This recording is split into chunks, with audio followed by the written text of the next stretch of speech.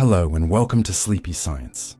The world beneath your feet, above your head, and even inside your own body is changing in ways you almost never notice. A desert can become a raging river in minutes. Entire cities can slowly sink without collapsing. Mountains can continue rising. Glaciers can shake the ground. And enormous sounds can travel through the ocean for thousands of kilometers. Your brain can make equal lines look different, silence feel like sound, and temperature feel warmer or colder than it really is. Even now, invisible particles from space are passing through the atmosphere while your body quietly replaces pieces of itself. Tonight, you'll explore 20 real phenomena that reveal how unstable, hidden, and surprisingly alive the ordinary world truly is. Before we begin, like the video and subscribe, and then settle in, because reality becomes much stranger once you start noticing what it has been doing all along. A star can be dead for thousands of years before you see it die. Every star in the night sky is a message from a time that no longer exists. When you look upward, it feels as though you are seeing the universe as it is right now, but your eyes never receive the present version of anything beyond your immediate surroundings. Light needs time to travel, and space is so enormous that even light, the fastest messenger nature allows, can spend years, centuries, or thousands of years crossing the darkness before reaching you. A star several thousand light years away may therefore have already reached the end of its life, while the light showing it peacefully shining is still on its way to Earth. Somewhere during that journey, the star may have exhausted the fuel supporting its core, collapsed under its own gravity, and perhaps exploded as a supernova scattering newly. Somewhere during that journey, the star may have exhausted the fuel supporting forged elements into surrounding space. Yet from your point of view, nothing has happened. Night after night, the star can continue to appear exactly where it always was, because you are watching an older chapter of its history. Then eventually the final light arrives. What looks to you like the sudden death of a star is actually the delayed arrival of an event that happened long before you witnessed it. This is one reason astronomy is unlike almost any other science. Telescopes are not simply devices for seeing farther away. They are machines for seeing farther into the past. The moon appears to you as it was a little more than a second ago. The sun appears as it was several minutes ago. Nearby stars are seen years in the past, while distant regions of the Milky Way can appear to us as they were thousands of years before this moment. Look beyond our galaxy, and the delay becomes millions or billions of years. Astronomers can study a galaxy whose light began traveling toward Earth before humans existed, before many familiar species existed, and sometimes before the sun itself had formed. The deeper you look into space, the less the word now seems to mean. You might imagine a distant star exploding somewhere tonight, but there is no cosmic announcement that reaches every observer at once. The information moves outward with its light, expanding through space like a growing sphere, and only observers reached by that information can know what occurred. Until then, the star remains alive in their sky. This also means the constellations you recognize are not truly collections of stars existing together in one shared visual moment. Their light can come from very different distances, so the pattern above you is assembled from different slices of cosmic history. One star may be shown to you as it was decades ago, while another nearby point of light is revealing a version of itself from centuries earlier. Your brain quietly combines them into one peaceful night sky, even though the photons reaching your eyes began their journeys at different times. And there is something deeply strange in that simple act of looking upward. You are surrounded by a universe whose present state is largely inaccessible to you. You do not see distant reality directly. You receive its delayed evidence. A star can vanish, transform, or die, while its earlier light continues moving faithfully through the dark, carrying an image of a world that has already changed. So when you stare at a distant star before sleep, you are not merely looking across space. You are looking into preserved time, receiving ancient light that has crossed unimaginable emptiness, just to end its journey inside your eyes.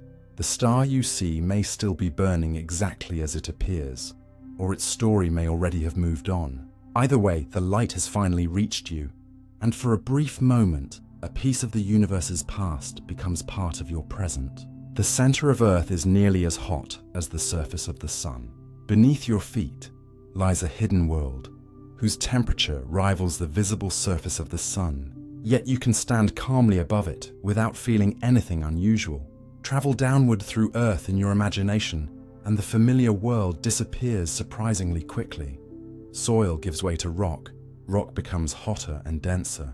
Pressure rises relentlessly, and thousands of kilometers below you lies the metallic core of the planet, where temperatures are estimated to reach roughly 5,000 to 6,000 degrees Celsius near the center. That places the deepest part of Earth in approximately the same temperature range as the sun's visible surface, which is extraordinary when you consider that one is a glowing star in space and the other is buried beneath the ground you walk across every day. Earth is not this hot because there is a miniature star burning inside it. No nuclear fusion is taking place in the core. Much of the planet's internal heat is ancient, left over from Earth's violent formation more than 4 billion years ago, when countless pieces of rock and metal collided and gravitational energy was converted into heat. As the young planet differentiated, dense iron sank toward the center and lighter material rose, releasing still more energy.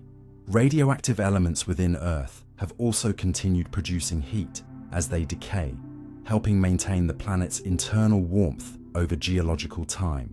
But one of the strangest details appears when you ask what the center is actually made of. At temperatures this extreme, you might expect everything to be completely molten, yet Earth's inner core is solid, composed mainly of iron and nickel. The reason is pressure. The weight of the entire planet above the inner core squeezes the material so intensely that iron can remain solid even at temperatures that would easily melt it near the surface. Surrounding that solid inner core is the outer core, where the pressure is lower and the metal is liquid. This difference matters enormously to the world you live in.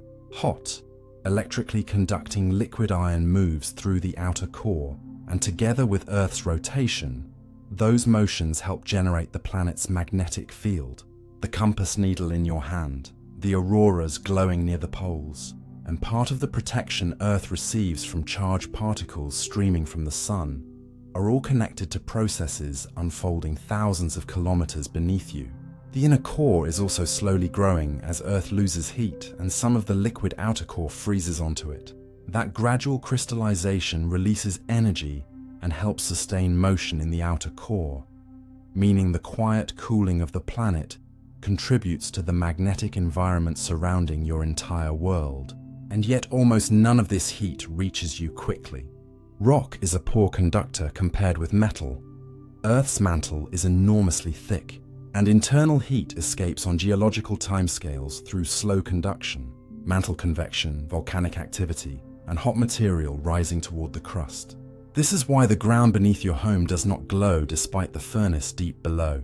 Earth's surface is thermally separated from its center by thousands of kilometers of material, and the energy reaching the surface from inside the planet is tiny compared with the sunlight arriving from above. Still, the hidden heat matters. It helps drive mantle motion, feeds volcanism, participates in plate tectonics, and keeps Earth geologically active instead of allowing it to become a completely frozen interior world. You live, in a sense, between two sources of energy: sunlight arriving from a star 93 million miles away, and ancient heat slowly escaping from beneath your feet. One dominates the weather, oceans, and life you see around you. The other works almost invisibly, reshaping continents and maintaining processes deep inside the planet over spans of time far longer than a human life. So the next time the ground beneath you feels cool and motionless, remember how deceptive that stillness is. Far below the pavement, forests, cities, and oceans, matter exists under pressures and temperatures almost impossible to reproduce on the surface. The center of Earth is not a quiet ball of cold rock. It is an ancient reservoir of heat, sealed beneath layers of stone, slowly giving away the energy it has carried since the planet was young. And you spend every moment of your life standing peacefully above it. You never actually touch anything in the way it feels like you do. The strange part about placing your hand on a table is that the sensation of solid contact is not produced by two perfectly hard surfaces simply pressing against each other. At the scale of your everyday experience, your palm clearly touches the table, and physicists are perfectly comfortable calling that contact. But when you look deeper into what creates the sensation, the picture changes. The atoms in your skin and the atoms in the table are surrounded by electron clouds, and electrons carry the same negative electric charge. As those clouds are pushed extremely close together, electromagnetic interactions resist further compression.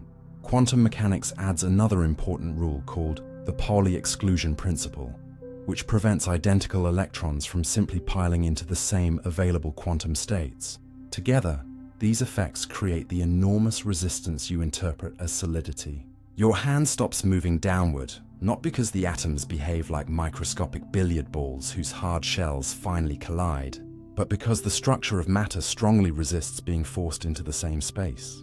This is why a wooden desk, a steel door, and a glass window can all feel solid, even though atoms themselves are not tiny solid spheres packed edge to edge. Most of an atom's volume is associated with the region occupied by its electron cloud around an extremely small nucleus, and what keeps ordinary objects from passing through one another is largely the interaction between those quantum structures. When you press harder against a surface, you slightly deform the materials and increase the forces between their atoms. Nerve endings in your skin detect that deformation, pressure, vibration, temperature, and movement, then convert them into electrical signals. Your brain turns those signals into the familiar experience you call touch. This also explains why different surfaces feel dramatically different, even though the basic physics of contact remains similar.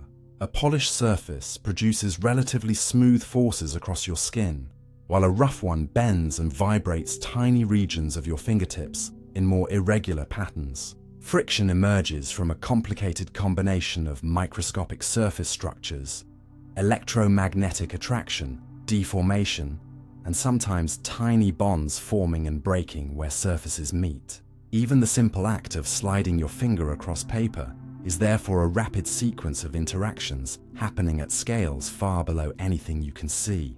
There is an important distinction here. Saying that you never touch anything can become misleading if taken too literally. In ordinary physics, contact is real and measurable. Your chair supports you, your feet push against the floor, and atoms can certainly interact extremely closely. The deeper truth is subtler and more interesting. The feeling of touch does not require miniature solid shells to meet in the way your intuition imagines.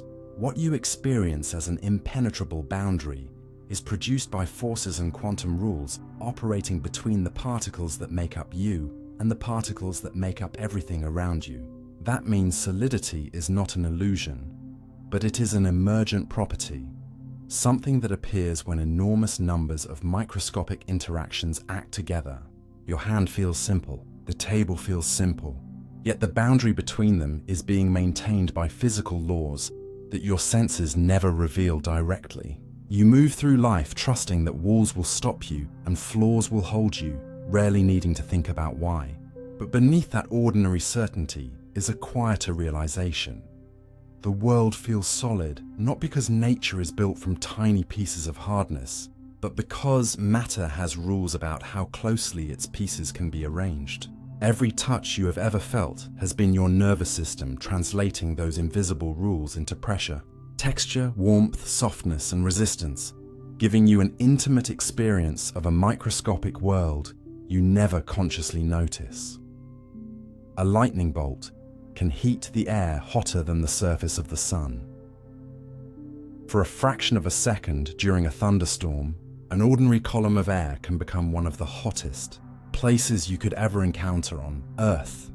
A lightning discharge can heat the narrow channel through which it travels to temperatures of roughly 30,000 degrees Celsius, several times hotter than the visible surface of the sun. Yet this extraordinary temperature exists only briefly, and within a relatively thin path through the atmosphere. To understand how that happens, begin with the storm cloud itself. Inside a powerful thunderstorm, rising and falling currents throw droplets, ice crystals, and small pellets of ice through turbulent air. allowing electrical charges to become separated within different regions of the cloud. The resulting electric field can grow enormous. Eventually, the insulating ability of the air begins to fail. A faint, branching path of electrically charged air develops, often descending from the cloud in a sequence of steps, while electrical activity can rise from objects on the ground to meet it. Once a conductive path is completed, an intense electrical current can surge through the channel. That sudden current transfers tremendous energy into the surrounding air. Molecules are struck, electrons are stripped away, and the gas becomes partly ionized, creating plasma, a state of matter in which charged particles can move freely. The temperature rises almost instantly, but the heat itself is only part of the spectacle. Air heated so violently has no time to expand gently. It expands explosively, pushing against the cooler surrounding atmosphere and creating a powerful pressure wave. That expanding shock wave is what develops into thunder. The flash and the sound are therefore two consequences of the same event. The light comes from the intensely energized channel, while the thunder comes from the atmosphere reacting mechanically to its sudden heating. This is also why thunder can sound different depending on where you are. Lightning channels are often kilometers long and irregularly shaped, so sound from different sections reaches you at different moments. A nearby section may produce a sharp crack, while more distant sections arrive later as rolling rumbles. The familiar delay between seeing lightning and hearing thunder has another cause. Light reaches you so quickly over those distances that the travel time is negligible to your senses, whereas sound moves through air far more slowly. Yet despite the enormous temperature inside the channel, lightning usually does not heat the entire surrounding region to anything close to that level. The extreme heat is concentrated in a narrow path and lasts for an extremely short time. Temperature alone does not tell you how much total heat an object can deliver. Duration, mass, and energy transfer matter as well. This is why the statement that lightning is hotter than the sun's visible surface is physically meaningful, but does not imply that a thunderstorm contains more thermal energy than a star. What lightning gives you instead is an astonishing demonstration of how quickly electrical energy can transform the atmosphere. For most of your life, air seems almost passive. You walk through it without resistance, breathe it without thinking, and watch it move gently through trees. During a lightning strike, that same transparent mixture of gases becomes an electrically conducting plasma and expands with enough violence to shake windows kilometers away. Then the channel cools, the glow disappears, and the atmosphere returns to looking ordinary. The entire transformation may be over before your brain has fully registered the flash, and perhaps that is what makes lightning so compelling. It reveals how misleading calm appearances can be. The air above you may look empty and uneventful, but under the right conditions, invisible electrical forces can reorganize it in an instant, turning a thin path through the sky into something briefly hotter than the glowing surface of the sun. Your brain can make time seem to slow down during a terrifying moment. In the instant before something terrible happens, a single second can feel strangely large, as though your mind has somehow found extra time hidden inside it. People who survive falls, collisions, near misses, and other frightening events often describe the same sensation. Movements seemed slower, details appeared unusually vivid, and the moment felt far longer than the clock could possibly allow.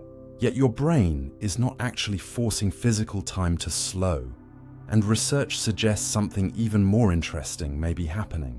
In one striking experiment, volunteers experienced a frightening free fall of about 31 meters into a safety net. Afterward, they judged their own falls as lasting substantially longer than the falls they had watched other people take. But when researchers tested whether fear had actually given them finer moment-by-moment visual perception, it had not. Their brains had not suddenly become high-speed cameras. Instead, the event seems to have been encoded and remembered differently. During ordinary life, your attention does not treat every instant as equally important. Much of what surrounds you is predictable, repetitive, and safely ignored. In danger that filtering changes, your attention narrows toward potentially important details. Emotional arousal rises, and the event can leave a denser, more vivid memory than an ordinary stretch of the same objective duration. Later, when your mind reconstructs what happened, there may simply be more memorable information packed into that short interval. Looking backward, the event feels as though it must have lasted longer because your memory contains so much of it. This distinction matters because subjective time is not one simple internal clock. The way you experience duration while something is happening, the amount of attention you devote to it, and the way you remember it afterward can behave differently. Studies of fear and anxiety do not always produce identical results either, which is another warning against the simple idea that every frightening experience automatically slows time. What your brain appears capable of changing is not the universe's clock, but the structure of your experience. Think about an uneventful drive you have taken many times. 10 minutes can disappear almost without leaving a trace, because little demands special attention. Now imagine one sudden moment in that drive when another vehicle crosses into your lane. Your awareness becomes crowded with position, movement, distance, sound, and the urgent need to respond. The clock may record only a few seconds, but your memory may preserve those seconds with unusual richness. This is why the past can contain moments that feel enormous despite being brief. Your sense of duration is partly a story assembled from attention and memory, not a perfect readout of passing seconds. And that leaves you with a surprisingly deep question. When you say that a moment felt long, what exactly were you measuring? The outside world, or the amount of experience your mind managed to build inside it? Fear does not grant you extra physical time, but it can expose how flexible your inner sense of time has always been. A second remains a second on the clock, yet inside consciousness, that same second can become almost spacious enough to wander through. A planet can rain, glass sideways. Far beyond the solar system is a deep blue planet whose beautiful color hides an atmosphere violent enough to turn the idea of rain into something almost unrecognizable. The world is called HD 189733b, a giant exoplanet roughly the size of Jupiter that orbits extremely close to its star. And if you could somehow see it directly from afar, its rich blue appearance might initially remind you of Earth, but there are no blue oceans responsible for that color. HD 189733b belongs to a class known as hot Jupiters, enormous gas planets heated intensely by their nearby stars, and its atmosphere reaches temperatures above 1,000 degrees Celsius. High in that atmosphere are silicate materials, the same broad family of minerals found in rocks and sand on Earth. Earlier observations and atmospheric models suggested that tiny silicate particles could condense in its clouds and scatter blue light, producing the planet's striking color. More recent observations have strengthened the case for silicate clouds in its atmosphere. This is where the famous description begins: a world where it may rain glass sideways. That phrase is dramatic, but the underlying idea needs to be understood carefully. Astronomers have not placed a camera inside the atmosphere and watched sharp window glass shards fall through it. Rather, the atmosphere is hot enough for mineral materials to behave in unfamiliar ways. Cloud models predict silicate-rich particles, and intense winds would carry those particles rapidly around the planet instead of allowing them to fall peacefully downward like rain on Earth. NASA has described the possible precipitation as tiny drops or particles of glass-like silicate material being driven sideways by ferocious winds. Those winds are extraordinary in their own right. Spectroscopic measurements have revealed atmospheric motion of several kilometers per second, with an intense eastward flow around the planet. Researchers can infer this without ever traveling there because atoms in the atmosphere absorb particular wavelengths of starlight as the planet crosses in front of its star. Tiny shifts in those absorption features reveal whether atmospheric material is moving toward or away from us, allowing astronomers to reconstruct aspects of winds on a world dozens of light years away. HD 189733b is also thought to be tidally locked, keeping roughly the same hemisphere facing its star. So one side receives relentless heating while atmospheric circulation carries energy toward the darker side. That contrast helps create a planetary weather system unlike anything you have experienced. not clouds of liquid water drifting above continents, but mineral clouds moving through a scorching, hydrogen-rich atmosphere at extraordinary speed. And perhaps the most fascinating part is not how hostile the planet sounds, but how much scientists can learn about a place they cannot directly visit. They can separate a planet's faint contribution from the overwhelming light of its star, identify chemical fingerprints in its atmosphere, estimate temperatures, trace winds, and infer the nature of clouds suspended in an alien sky. A tiny blue point therefore becomes far more than a color.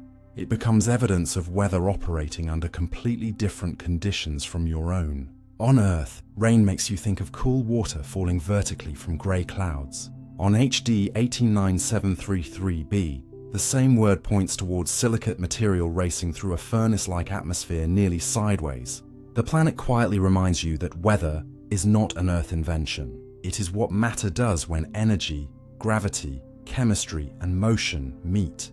And elsewhere in the universe, those ingredients can create skies far stranger than anything your intuition was built to expect. Your brain can remove an object from your awareness, even while you are looking directly at it.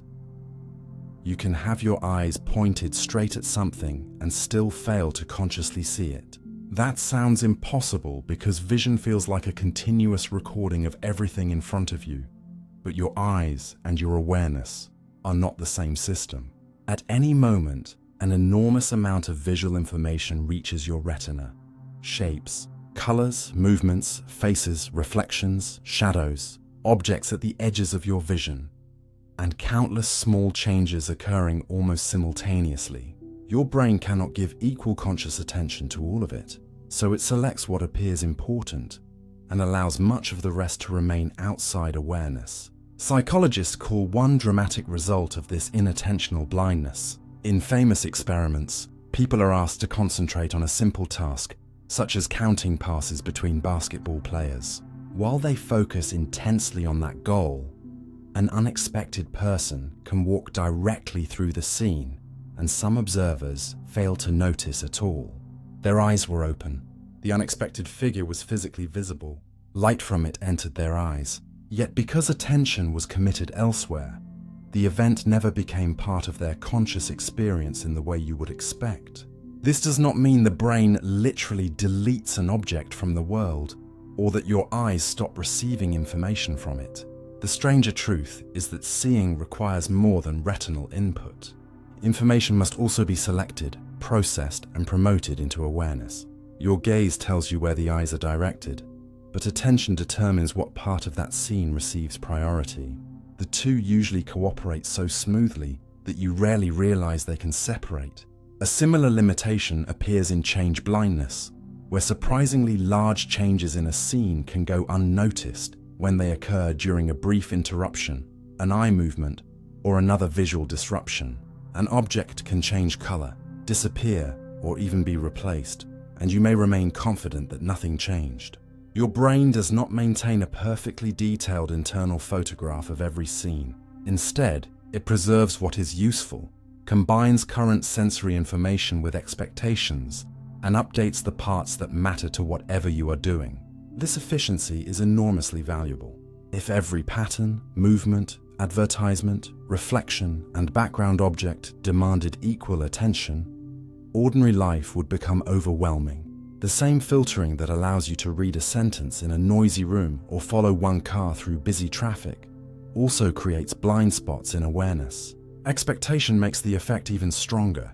When your brain has a clear idea of what should be present, unexpected information can receive less priority, which is one reason trained observers often learn systematic scanning techniques rather than trusting the feeling that they have looked everywhere. It also explains something unsettling about eyewitness experience. Confidence and completeness are not the same thing. You can sincerely believe you saw the whole event, while important information never reached conscious awareness. None of this means your senses are useless or reality is imaginary. It means perception is selective by necessity. You are not watching the world through an unrestricted window. You are experiencing a carefully managed stream shaped by attention, goals, expectations, and limited mental resources. And once you understand that, a simple question becomes unexpectedly difficult. When you look directly at something, how do you know you have actually noticed it? The answer is that you often do not. Your eyes may already contain the information while your conscious mind quietly passes it by, leaving you with the convincing feeling that there was never anything there to see. The night sky is filled with light. Your eyes are completely unable to see. If your eyes could suddenly detect every kind of light arriving from the sky, the darkness above you would become almost unrecognizable. Human vision responds to only a narrow portion of the electromagnetic spectrum, the range we call visible light. Yet the universe continually sends information toward Earth, in forms your eyes can never detect. Radio waves, microwaves, infrared radiation, ultraviolet light, X-rays, and gamma rays. These are not completely different substances from visible light. They are all electromagnetic radiation, distinguished mainly by wavelength and energy, but your biological eyes evolved to detect only a limited window that is especially useful under conditions found near Earth's surface. Astronomy therefore changed dramatically when scientists learned to build instruments capable of seeing beyond that window. Point a radio telescope toward the Milky Way, and the galaxy reveals structures invisible to ordinary sight.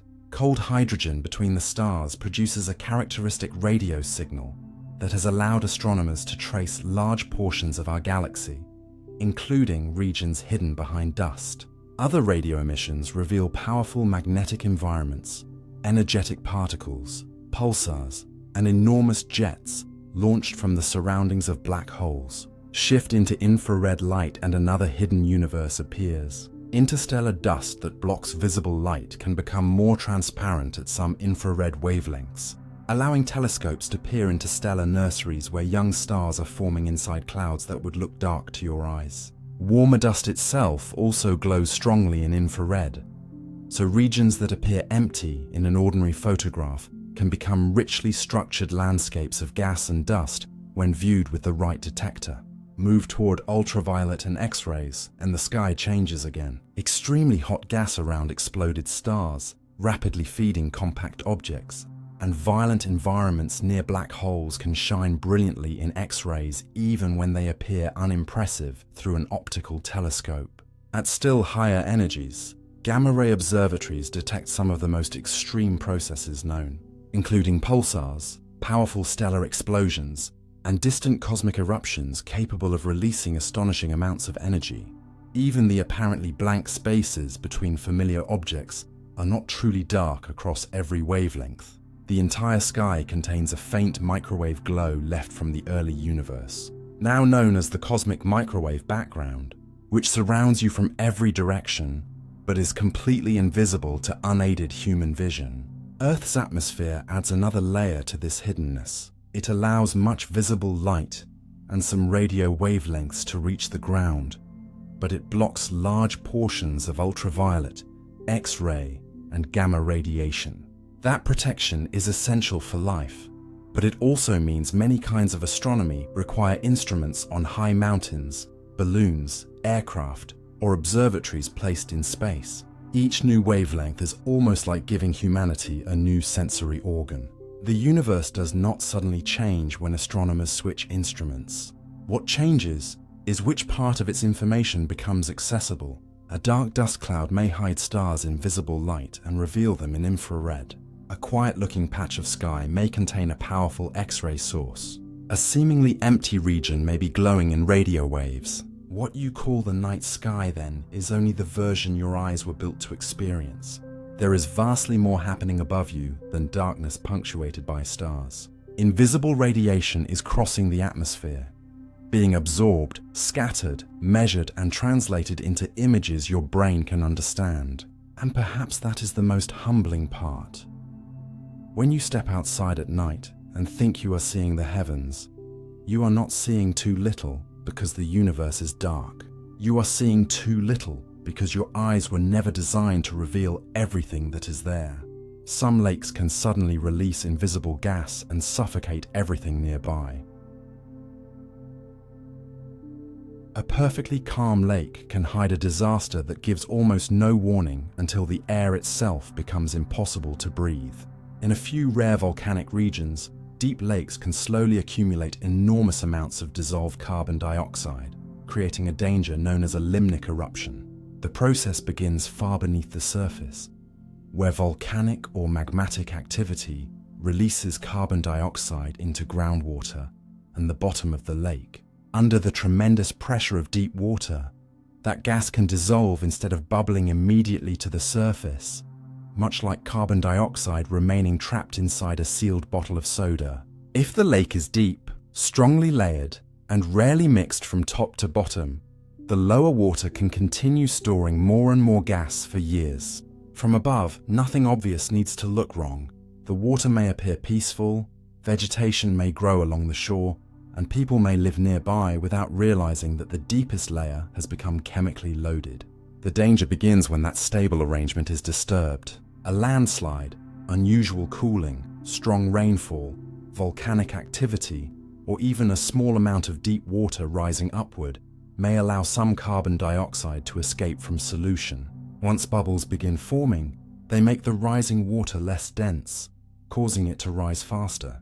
As pressure decreases, even more gas comes out of the water, producing a self-reinforcing chain reaction. What began as a small disturbance can suddenly turn into a massive release of carbon dioxide from the lake. The most famous example occurred at Lake Nyos in Cameroon in 1986. A huge cloud of carbon dioxide escaped during the night and flowed into surrounding valleys, killing roughly 1,700 people as well as thousands of animals. Many victims had little chance to understand what was happening because carbon dioxide is colorless and, at dangerous concentrations, can overwhelm a person without the dramatic sensory warning you might expect from smoke or fire.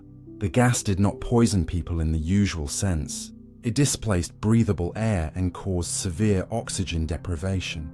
Because concentrated carbon dioxide is denser than ordinary air, especially under calm conditions, it can collect in low-lying areas and move along the ground, making valleys particularly dangerous.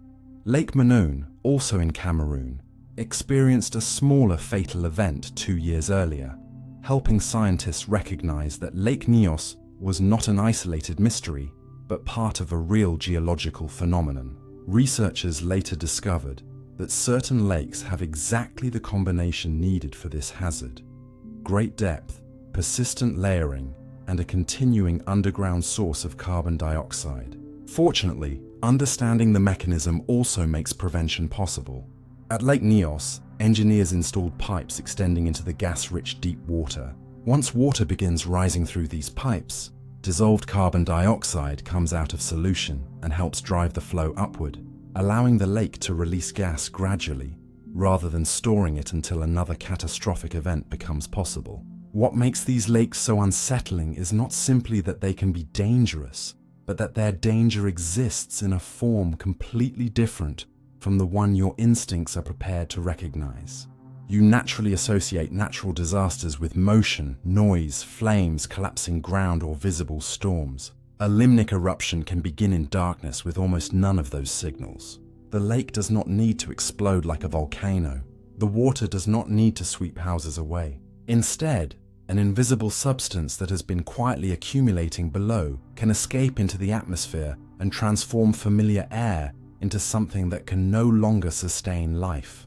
It is a powerful reminder that a landscape can look completely peaceful, while important processes continue beyond the reach of your senses, and that sometimes understanding nature means learning to notice not what is visible on the surface, but what has been silently building underneath it.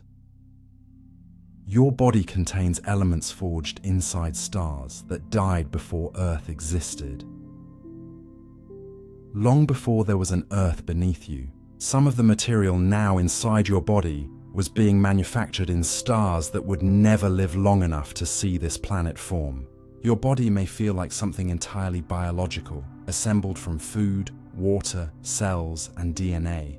But the atoms making those structures have a history that reaches far beyond life itself.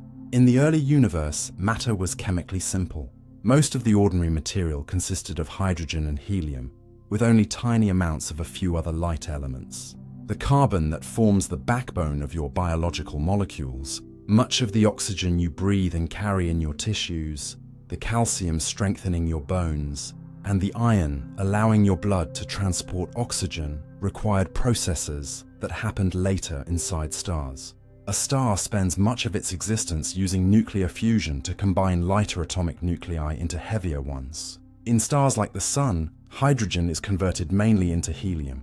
In stars that reach later stages of evolution, higher temperatures allow additional fusion reactions to build carbon, oxygen, neon, magnesium, silicon, sulfur, and other elements. Massive stars can eventually develop a layered interior in which different kinds of fusion occur at different depths, producing increasingly heavy nuclei until the process reaches elements around iron.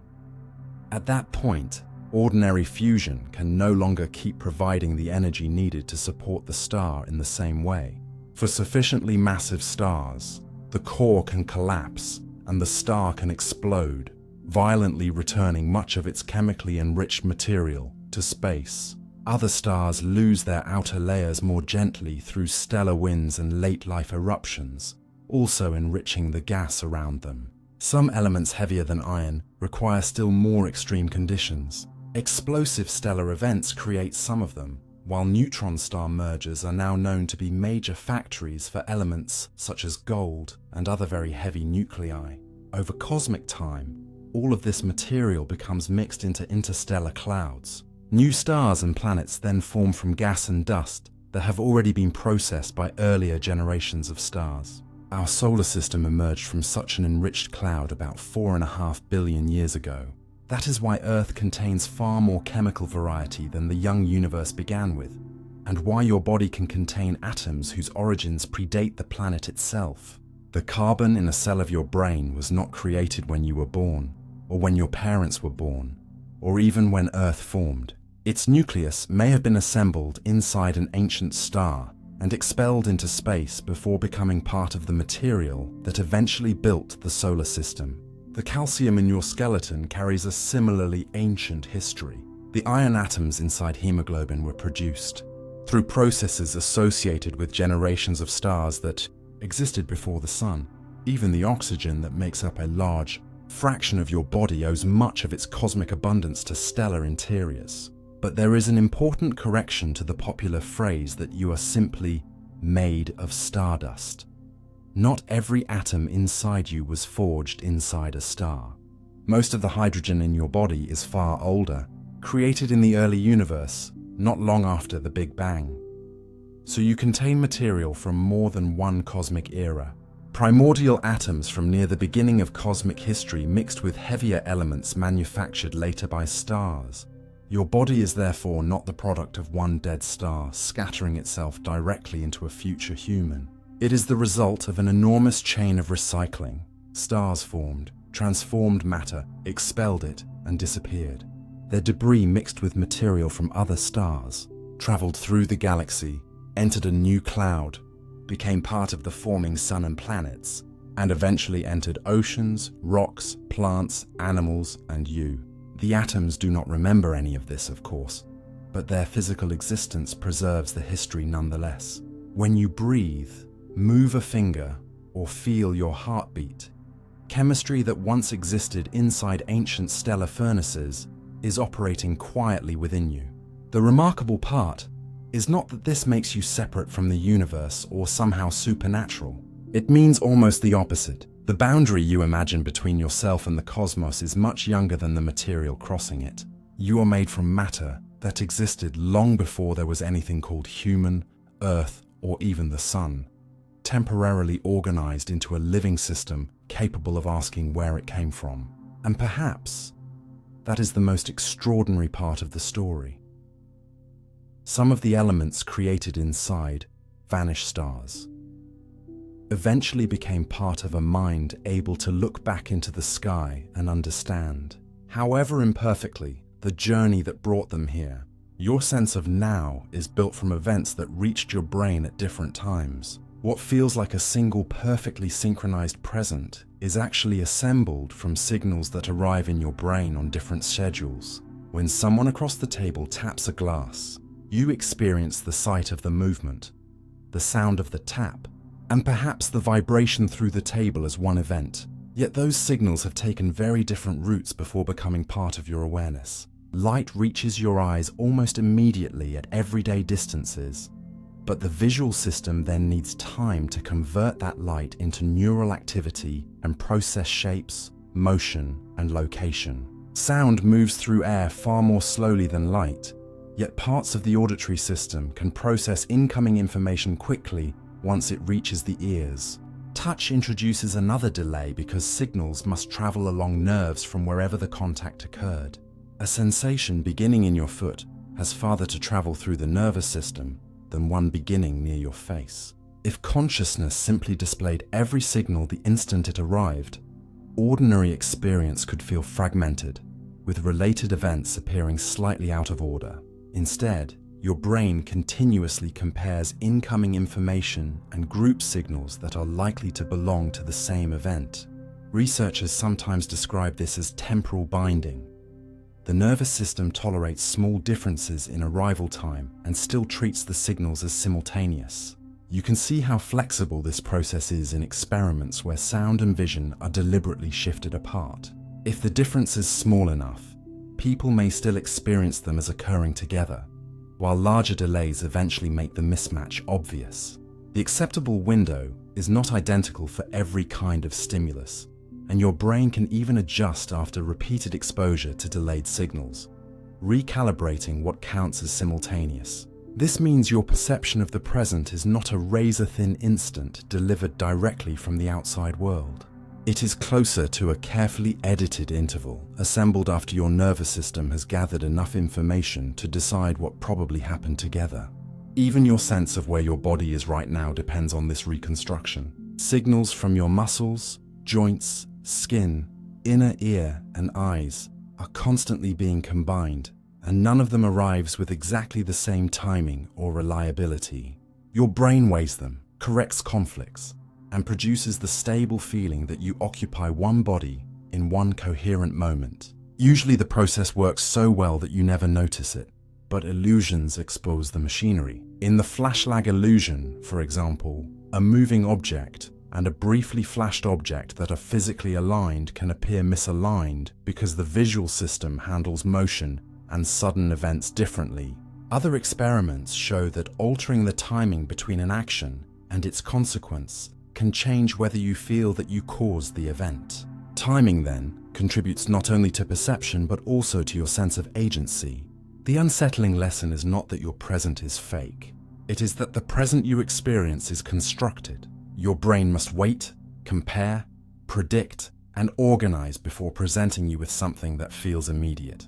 By the time an event becomes part of conscious awareness, biological processing has already occurred.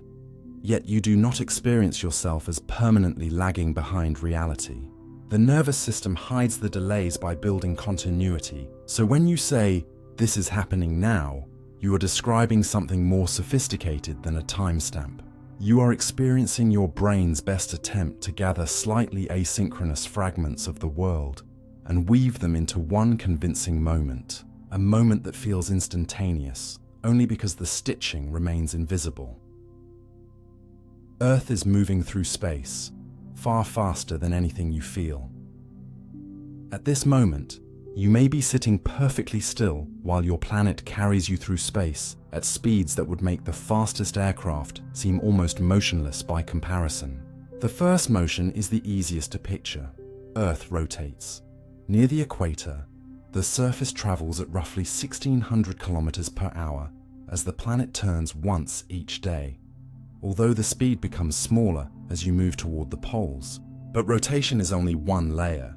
Earth is also orbiting the Sun at roughly 107,000 kilometers per hour, completing a journey of nearly 1 billion kilometers each year. The Sun itself is not stationary either. It travels around the center of the Milky Way, with the rest of our local region of the galaxy at hundreds of thousands of kilometers per hour, taking roughly a couple 100 million years to complete one galactic orbit. The last time the solar system occupied approximately this region of its path around the galaxy, dinosaurs had not yet come to dominate Earth in the form you know from later periods, and even the Milky Way is moving relative to other galaxies and to the large-scale cosmic background. Yet there is an essential scientific detail hidden inside all these impressive numbers. There is no single absolute speed through space. Speed must always be measured relative to something else. You can describe your motion relative to Earth's axis, the Sun, the center of the Milky Way, nearby galaxies, or the cosmic microwave background, and each reference frame gives you a different number. Asking how fast you are moving without specifying relative to what is therefore incomplete. What is remarkable is that none of these enormous motions produces the sensation of rushing through the universe. The reason comes from one of the most important principles of motion. Your body does not directly feel constant velocity. You mainly feel changes in velocity, what you experience as acceleration. Inside a smoothly moving airplane, you can stand, pour a drink, or toss an object to another person almost as though the aircraft were stationary because you, the air, the seats, and everything else inside are already sharing nearly the same forward motion. Earth works on a far larger scale. You, the atmosphere, the oceans, buildings, and almost everything around you are moving together with the planet. There is no giant cosmic wind created merely because Earth orbits the Sun, because the atmosphere is gravitationally bound to Earth and participates in that motion as well. You do experience some consequences of acceleration. Earth's rotation slightly affects your effective weight, produces the Coriolis effect that influences large weather systems, and contributes to the planet's slight bulging around the equator. But the vast forward speeds themselves remain invisible to your senses. This is why motion can be so deceptive. Your instincts evolved to judge movement relative to nearby surfaces, trees, animals, and horizons, not to calculate your trajectory through a galaxy. A person lying motionless in bed and another walking across the room differ only slightly in speed when compared with the motion they already share around the Sun. From one useful perspective, the entire room is racing through space together. From another, it is stationary and only the person is moving. Both descriptions can be correct, because motion depends on the reference frame you choose. The deeper lesson is not simply that Earth is moving very fast. It is that stillness itself is relative. The quiet floor beneath you is rotating with a planet, orbiting with a solar system, and traveling with a galaxy, while your body registers almost none of it because smooth shared motion leaves no obvious sensation. You do not need to feel motion for it to be real. Sometimes, the difference between standing still and racing through the cosmos is nothing more than the scale from which you decide to look. Your brain can create a complete image from information your eyes never received. There is a small piece missing from everything you see, and you have probably gone your entire life without noticing it. Each of your eyes contains a literal blind spot, where the optic nerve leaves the retina and carries visual information toward the brain. At that exact location, there are no light-sensitive rods or cones, which means light falling there produces no visual signal at all. You might expect this to leave a permanent black hole floating somewhere in your field of view, but it does not.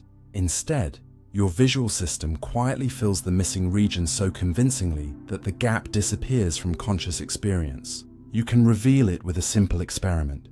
Close one eye, stare at a fixed mark, and place another small object beside it. Move the page slowly toward or away from your face and, at a particular distance, the second object can vanish completely, even though it is still physically there. Its image has landed on the blind spot. What happens next is more fascinating than the disappearance itself. You do not usually see an empty black patch where the object vanished. If the surrounding background is white, your brain continues the white across the missing region. If a straight line passes through the blind spot, the line can appear continuous. If the surrounding area contains a repeating pattern, the visual system can extend elements of that pattern through the place where no retinal information exists. Your brain is not recovering hidden photons or secretly receiving data from the blind region. It is making an educated reconstruction based on what surrounds the gap. This works partly because the natural world is statistically predictable. Edges usually continue. Surfaces tend to remain the same color over short distances. Textures repeat. Rather than presenting you with every uncertainty in raw form, the visual system uses context to generate the most likely continuation. Two eyes also help during ordinary viewing because their blind spots fall in different locations, so information available to one eye can often compensate for what the other misses. But even when you use only one eye, perceptual filling in remains remarkably effective. The phenomenon reveals something important about what vision is designed to do. Your visual system is not trying to provide a pixel-perfect photograph of the light striking your retina. Its task is to give you a useful, stable description of the environment quickly enough for you to navigate, recognize objects, and act. That requires inference as much as detection.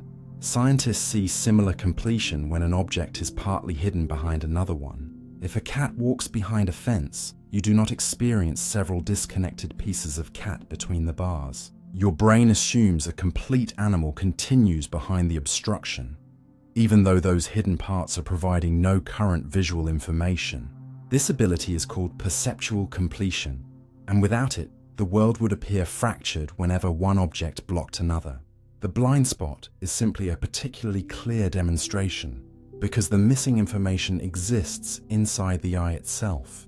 What is remarkable is how rarely your brain tells you that it is guessing. It presents the finished result with the same confidence as regions supported by direct sensory input.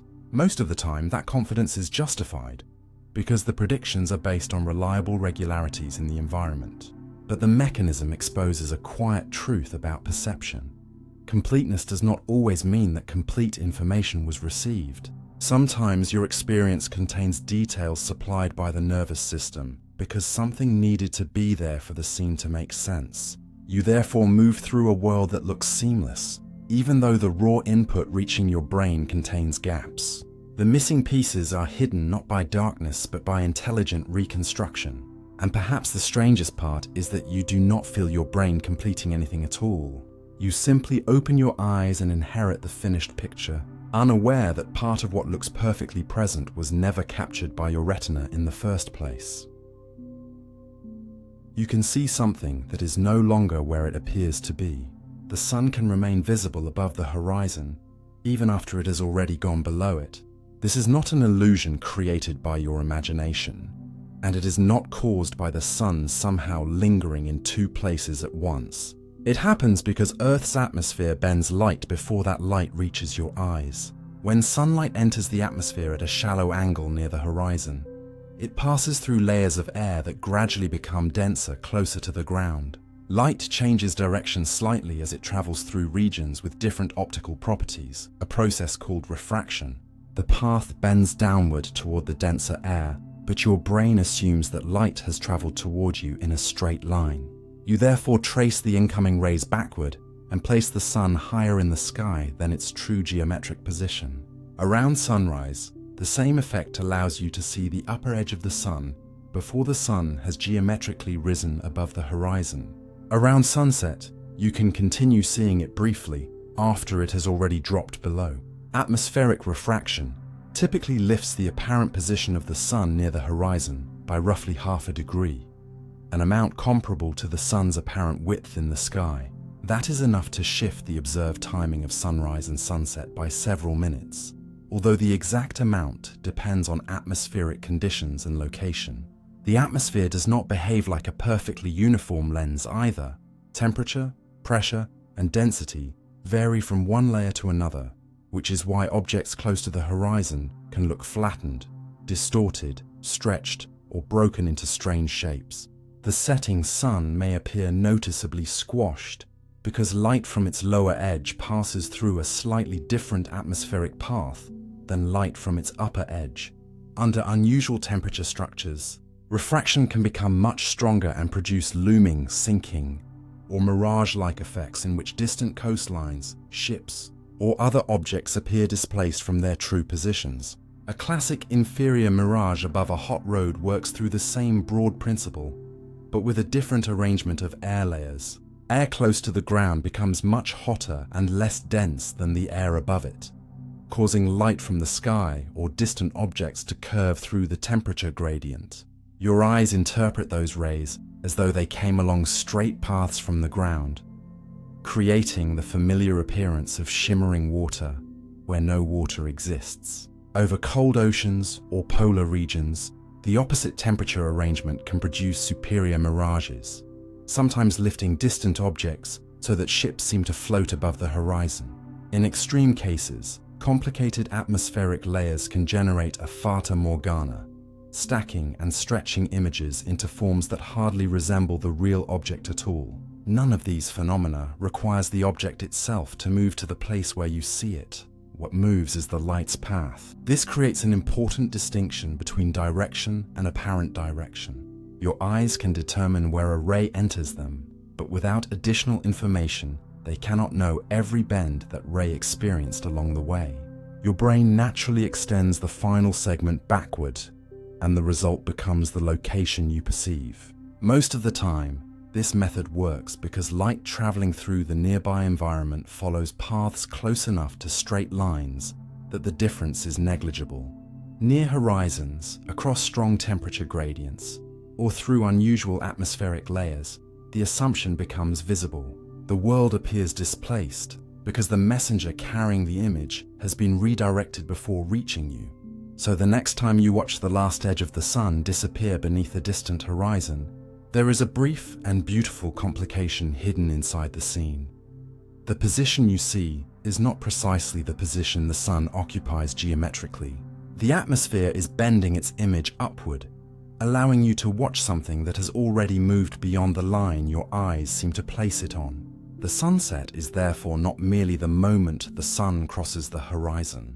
It is also a demonstration that seeing where something appears to be and knowing where it actually is are not always the same thing. The sun's surface is cooler than the atmosphere above it. The farther you move away from a fire, the colder you expect things to become, which is exactly why the sun breaks one of your most familiar intuitions. The visible layer you think of as the sun's surface, called the photosphere, has a temperature of roughly 5,500 degrees Celsius, already hot enough to vaporize almost any ordinary material. Yet above it, the temperature does something astonishing. Instead of continuing to fall, it eventually rises enormously. Beyond the photosphere lies the chromosphere, where temperatures begin climbing again, and farther out stretches the corona, the sun's extremely thin outer atmosphere, where the gas can reach temperatures of more than 1,000,000 degrees. During particularly energetic conditions, parts of the corona can become even hotter. This creates one of solar physics' most famous puzzles, the coronal heating problem. The sun's deepest layers contain the original energy source, where nuclear fusion powers the star. So why should material far above the visible surface become dramatically hotter than the layer beneath it? The answer appears to involve the sun's magnetic field, though scientists are still working out exactly how the energy is divided among several mechanisms. The solar surface is not motionless. Hot plasma churns constantly, twisting and dragging magnetic field lines that thread through the atmosphere. Those fields can become stressed, tangled, and suddenly rearranged, releasing stored magnetic energy in events known as magnetic reconnection. Enormous solar flares are spectacular examples of this process, but researchers also investigate whether countless much smaller releases, sometimes described as nanoflares, continuously deposit enough energy throughout the corona to help maintain its extraordinary temperature. Another possible contributor comes from waves traveling along magnetic structures. The turbulent motion below can generate waves that carry energy upward, and under the right conditions, some of that energy can be converted into heat. The surprising temperature of the corona therefore may not come from heat simply flowing outward from the sun's surface. Energy can be transported upward in magnetic fields and waves, and then released where the atmosphere is extraordinarily thin. And that thinness matters because saying that the corona is hotter than the photosphere does not mean it would heat an object in the same way a dense furnace at the same temperature would. Temperature describes the average energy of particles, but the corona contains far fewer particles than the photosphere. Individual particles can be moving extraordinarily fast, while the total amount of matter available to transfer energy remains very small. This is one reason the bright photosphere dominates the Sun's ordinary visible appearance, even though the corona above it is far hotter. You usually see the corona clearly only when the brilliant solar disk is blocked during a total solar eclipse or with specialized instruments, revealing ghostly structures extending millions of kilometers into space. Those structures are shaped by magnetic fields, forming loops, streamers, and open regions from which particles can escape as the solar wind. In this way, the mystery of the Sun's hot atmosphere is connected to something much larger than temperature alone.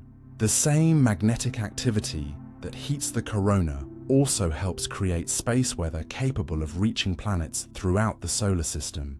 The Sun, then, is not simply a hot sphere that becomes steadily colder as you move outward.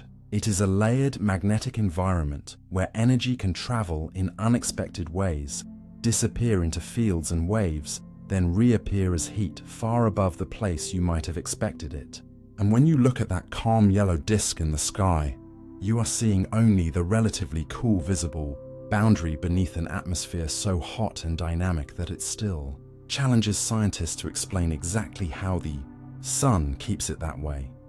The Moon is slowly stealing rotational energy from Earth. Every time the Moon raises the ocean tides, Earth gives away a tiny fraction of the motion that keeps each day 24 hours long. Calling this theft is only a metaphor because nothing mysterious is draining the planet, but a real transfer of energy and angular momentum has been occurring between Earth and the Moon for billions of years. The Moon's gravity pulls more strongly on the side of Earth facing it than on the far side, helping produce tidal bulges in the oceans and, to a smaller extent, in the solid Earth itself. If Earth were not rotating, the basic picture would be simpler, but our planet spins much faster than the Moon travels around it. Earth's rotation therefore carries the tidal bulges slightly ahead of the line directly connecting Earth and the Moon. That misplaced bulge exerts a gravitational pull on the Moon, gently tugging it forward along its orbit. Giving an orbiting object this kind of forward push causes its orbit to expand, so the Moon gradually moves farther away. At the same time, the Moon pulls backward on the tidal bulge, acting like an almost unimaginably weak brake on Earth's rotation. The effect is tiny from one day to the next, but geological time turns tiny changes into enormous ones. Measurements made by bouncing lasers off reflectors placed on the Moon show that its average distance from Earth is currently increasing by about 3.8 centimeters per year. Earth's rotation is correspondingly slowing, although the exact rate varies because oceans, atmosphere, ice, the planet's interior, and the changing shapes of coastlines all influence how tidal energy is dissipated. On long timescales, this means days have been getting longer. Hundreds of millions of years ago, Earth completed a rotation more quickly than it does today, and evidence preserved in ancient corals, tidal sediments, and other geological records supports a world with more days in each year because each individual day was shorter. The energy does not simply move intact from Earth's spin into the Moon's orbit either. A significant portion is dissipated as heat through friction as tides flow across shallow seas, continental shelves, and rough ocean floors. In other words, the oceans are part of a vast planetary braking system. Coastlines and seafloor geometry matter so much that the present rate of lunar recession cannot simply be projected unchanged billions of years backward. As continents move and ocean basins reshape themselves, tidal dissipation changes. This slow exchange also reveals why the Moon already keeps nearly the same face pointed toward Earth. Long ago, tides raised on the Moon helped slow its own rotation until its rotation period matched the time it takes to orbit Earth, a state called tidal locking. Earth has not reached an equivalent state with the Moon, and the distant future is complicated by the Sun's evolution long before a simple Earth-Moon endpoint becomes relevant. What matters now is that the apparently permanent rhythm of the sky is quietly evolving. The length of a day is not an eternal property of Earth. The Moon's distance is not fixed. Even an orbit that seems identical from one human lifetime to the next is part of a slow gravitational exchange that has been reshaping both worlds since their early history. When you watch the moon rise, there is no visible sign that it is farther away than it was yesterday, and you cannot feel Earth's rotation becoming infinitesimally slower. Yet the change is real. Every tide is part of the mechanism. Each ocean basin participates in the exchange, and over enough time, the accumulated effect alters the very clock your civilization built from Earth's rotation. The moon does not merely circle Earth as a passive companion. Through gravity, it has been quietly changing the pace of your planet for billions of years. Your body gives off light that is too faint for your eyes to see. Even in a completely dark room, your body is not perfectly dark.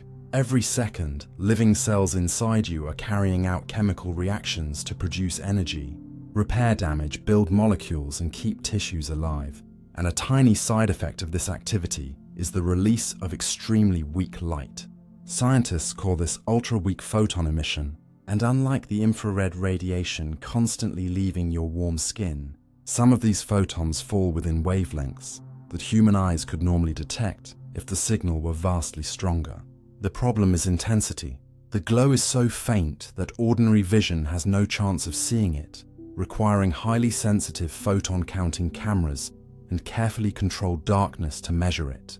The source is not a hidden biological lamp like the light-producing organs of a firefly. Instead, much of the emission is linked to normal metabolism. As your cells use oxygen, highly reactive molecules can occasionally form and interact with fats, proteins, and other biological material. Some of these reactions create molecules in temporary excited states. When those molecules return to lower energy states, they can release tiny packets of light. In that sense, part of your body's invisible glow is an extremely subtle signature of chemistry taking place inside living tissue. Researchers have even found that the strength of this emission can vary with physiological conditions, oxidative stress, and the daily rhythm of metabolism. In carefully controlled measurements of human subjects, photon emission was not uniform throughout the day, suggesting that the faint light leaving the body follows biological activity, rather than remaining constant like paint glowing in darkness. Different regions can also produce different levels of emission because metabolism, blood flow, skin composition, and biochemical activity vary across the body. None of this means a person has a visible aura, and it provides no scientific support for claims that people can see mystical energy fields around one another. The measured phenomenon is far weaker than human vision and is explained through ordinary chemistry and physics. That distinction actually makes it more interesting, because the truth requires no supernatural addition.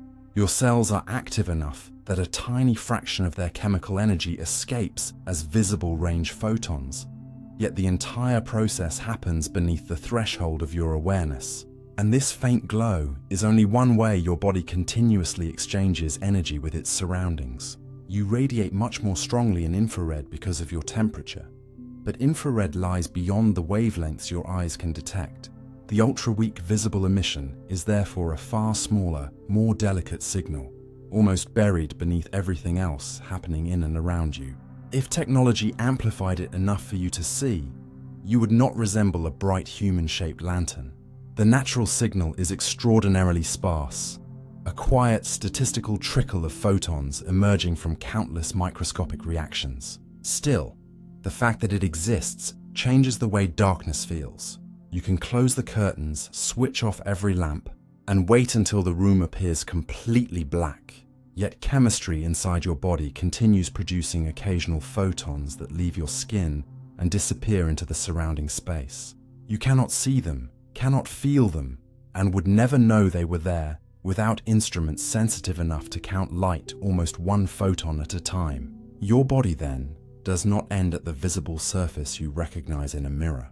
It is constantly releasing tiny physical traces of the processes keeping you alive, and among those traces is a glow so faint that you carry it everywhere without ever seeing yourself shine. The ocean can hide enormous moving walls of water beneath its surface. Some of the largest waves on Earth can pass beneath a ship without looking anything like a wave from above. They are called internal waves, and instead of traveling along the boundary between ocean and air, they move through boundaries hidden inside the ocean itself. Seawater is not uniform from the surface to the seafloor.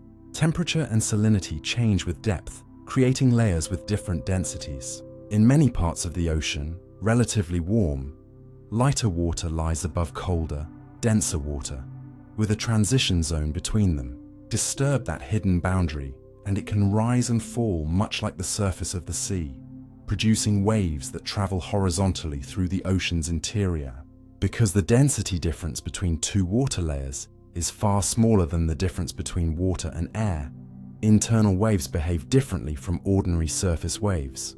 They move more slowly, can have enormous vertical displacements, and may extend across vast distances while producing only subtle clues at the surface. Some internal waves can lift or depress layers of water by tens of meters, and particularly powerful examples can reach heights exceeding 100 meters. Calling them underwater walls of water is useful for imagining their scale, but they are not rigid vertical cliffs racing through the sea. They are broad moving deformations in layers of different density, sometimes forming long trains of crests that stretch for many kilometers. One major source is the tide. As tidal currents push deep water across underwater mountains, ridges, continental slopes, and other seafloor obstacles, layers of water are forced upward and downward. That disturbance can generate internal tides, which carry energy away through the deep ocean. Other internal waves can form where currents interact, where winds disturb layered water, or where large-scale ocean circulation creates strong density boundaries. Their hidden motion matters far beyond the wave itself. As internal waves steepen and break, they mix water from different depths, transporting heat, nutrients, oxygen, and salt through parts of the ocean that might otherwise remain strongly separated. This mixing influences marine ecosystems because nutrients lifted toward shallower, sunlit water can support microscopic organisms at the base of food webs. It also matters to climate science, since the way heat moves between the upper and deep ocean affects how the planet stores and redistributes energy. Submarines encounter another consequence. Because temperature and density affect the speed of sound underwater, internal waves can bend and rearrange acoustic pathways, changing how sonar signals travel.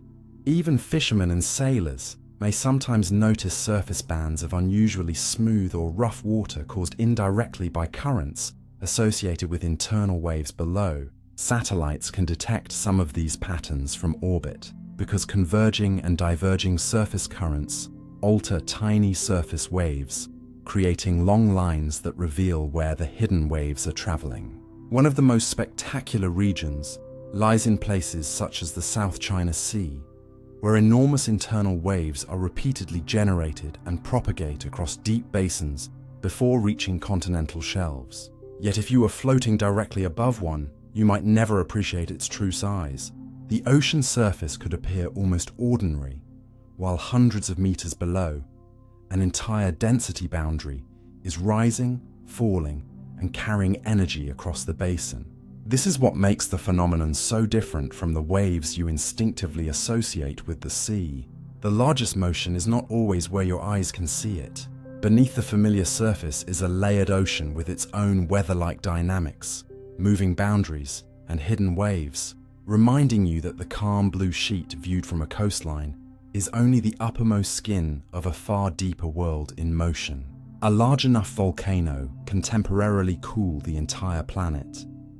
A volcano can erupt in one corner of Earth and lower temperatures thousands of kilometers away, not because ash simply spreads everywhere, but because the right eruption can alter how much sunlight reaches the planet. The key ingredient is sulfur dioxide. When a powerful explosive eruption sends this gas high enough into the stratosphere, well above most ordinary weather, chemical reactions convert part of it into tiny sulfuric acid droplets known as sulfate aerosols. These particles are far smaller and longer lived than the heavy ash that usually falls back to the ground relatively quickly. Once suspended high in the atmosphere, they scatter and reflect a portion of incoming sunlight back towards space, reducing the amount of solar energy reaching the surface. Because stratospheric winds can carry these aerosols around much of the globe, the cooling is not limited to the country where the eruption occurred. The 1991 eruption of Mount Pinatubo in the Philippines provided one of the clearest modern examples. It injected an enormous amount of sulfur dioxide into the stratosphere, and global average surface temperatures temporarily fell by roughly 0.5 degrees Celsius during the period that followed. That may sound small, but averaged across an entire planet, it represents an immense change in the climate system. Earlier eruptions produced even more dramatic consequences. When Mount Tambora erupted in Indonesia in 1815, the following year became famous in parts of Europe and North America as the year without a summer. Unusual cold, frosts, failed harvests, and disrupted weather affected communities far from the volcano itself. Yet volcanoes do not cool Earth simply in proportion to how spectacular they look. An eruption can produce a huge ash cloud and still have relatively little global climate effect if most of its sulfur remains in the lower atmosphere, where rain removes it quickly. For widespread cooling, the eruption must inject substantial sulfur high into the stratosphere, where aerosols can remain for many months or even a few years. The effect is also temporary. These particles gradually settle out or are removed. Sunlight returns closer to normal, and the volcanic cooling fades. This is why a single eruption cannot permanently reverse long-term climate trends. Volcanoes also release carbon dioxide, but the amount emitted by modern volcanic activity is much smaller than human emissions from burning fossil fuels, and the immediate cooling influence of a major sulfur-rich eruption can dominate for a short period. The fascinating part is how such a small-looking ingredient can influence something as enormous as a planet's temperature. You might imagine climate as being controlled only by vast forces such as oceans, continents, or the sun. Yet a thin veil of microscopic droplets high above the clouds can measurably change the energy balance of the entire world. Crops can respond, rainfall patterns can shift, snow and ice can linger differently, sunsets can become unusually vivid as fine particles scatter light through the atmosphere. And all of this can begin with material escaping from a single opening in Earth's crust. A volcanic eruption is therefore more than a local geological disaster. Under the right conditions, it becomes a brief planetary experiment, revealing how sensitive Earth's climate can be to what happens in a layer of atmosphere so thin you would hardly notice it from the ground. A place on Earth can experience daylight for months without a sunset. There are places on Earth where the sun can circle the sky day after day without disappearing below the horizon even once. This phenomenon, known as the midnight sun or polar day, happens because Earth's axis is tilted rather than standing perfectly upright relative to its orbit around the sun. That tilt, about 23.5 degrees, is responsible for the seasons, but near the poles, it produces something far more dramatic than a change from winter to summer. During part of the year, the northern hemisphere is tilted toward the sun. As Earth rotates, locations far enough north remain on the illuminated side of the planet for an entire rotation, so midnight arrives on the clock without darkness arriving in the sky. Above the Arctic Circle, there is at least one day each year when the sun does not set. Travel farther north and the period grows longer. At the North Pole itself, the pattern becomes extreme. The sun rises around the March equinox and remains above the horizon for roughly 6 months, slowly circling the sky and gradually climbing higher before descending again toward its September sunset. The South Pole experiences the opposite schedule, receiving months of continuous daylight, while the Northern Hemisphere moves through its darker season. This is not because the polar regions stop rotating. They turn once every day, just like the rest of Earth. The difference is geometry. Near the equator, your daily rotation repeatedly carries you into and out of the shadowed half of the planet. Near a pole during summer, your circular path stays within the illuminated region, so the sun appears to move around you rather than rise in the east and disappear in the west in the familiar way. Even the word sunset becomes less simple at extreme latitudes, because the sun may skim horizontally along the horizon for long periods instead of dropping steeply below it. Earth's atmosphere adds another subtle effect. Refraction bends sunlight slightly around the curved edge of the planet, allowing the sun to remain visible when it is geometrically just below the horizon. This extends the period of apparent daylight somewhat beyond what a simple diagram would predict. Living beneath such a sky changes daily experience in ways that are difficult to understand if you have always known darkness every night. Human circadian rhythms are strongly influenced by light, so residents and visitors in far northern communities may use blackout curtains and carefully controlled indoor lighting to maintain normal sleeping patterns during summer. Plants respond too. Continuous light can create an intense growing season despite the short polar summer, while animals time feeding, migration, and reproduction around an environment where the usual distinction between day and night temporarily disappears. Months later, the same location can experience the reverse phenomenon, polar night, when the sun remains below the horizon for days, weeks, or months. Yet even polar night does not necessarily mean complete darkness all day. Twilight can still illuminate the sky when the sun remains only a little below the horizon.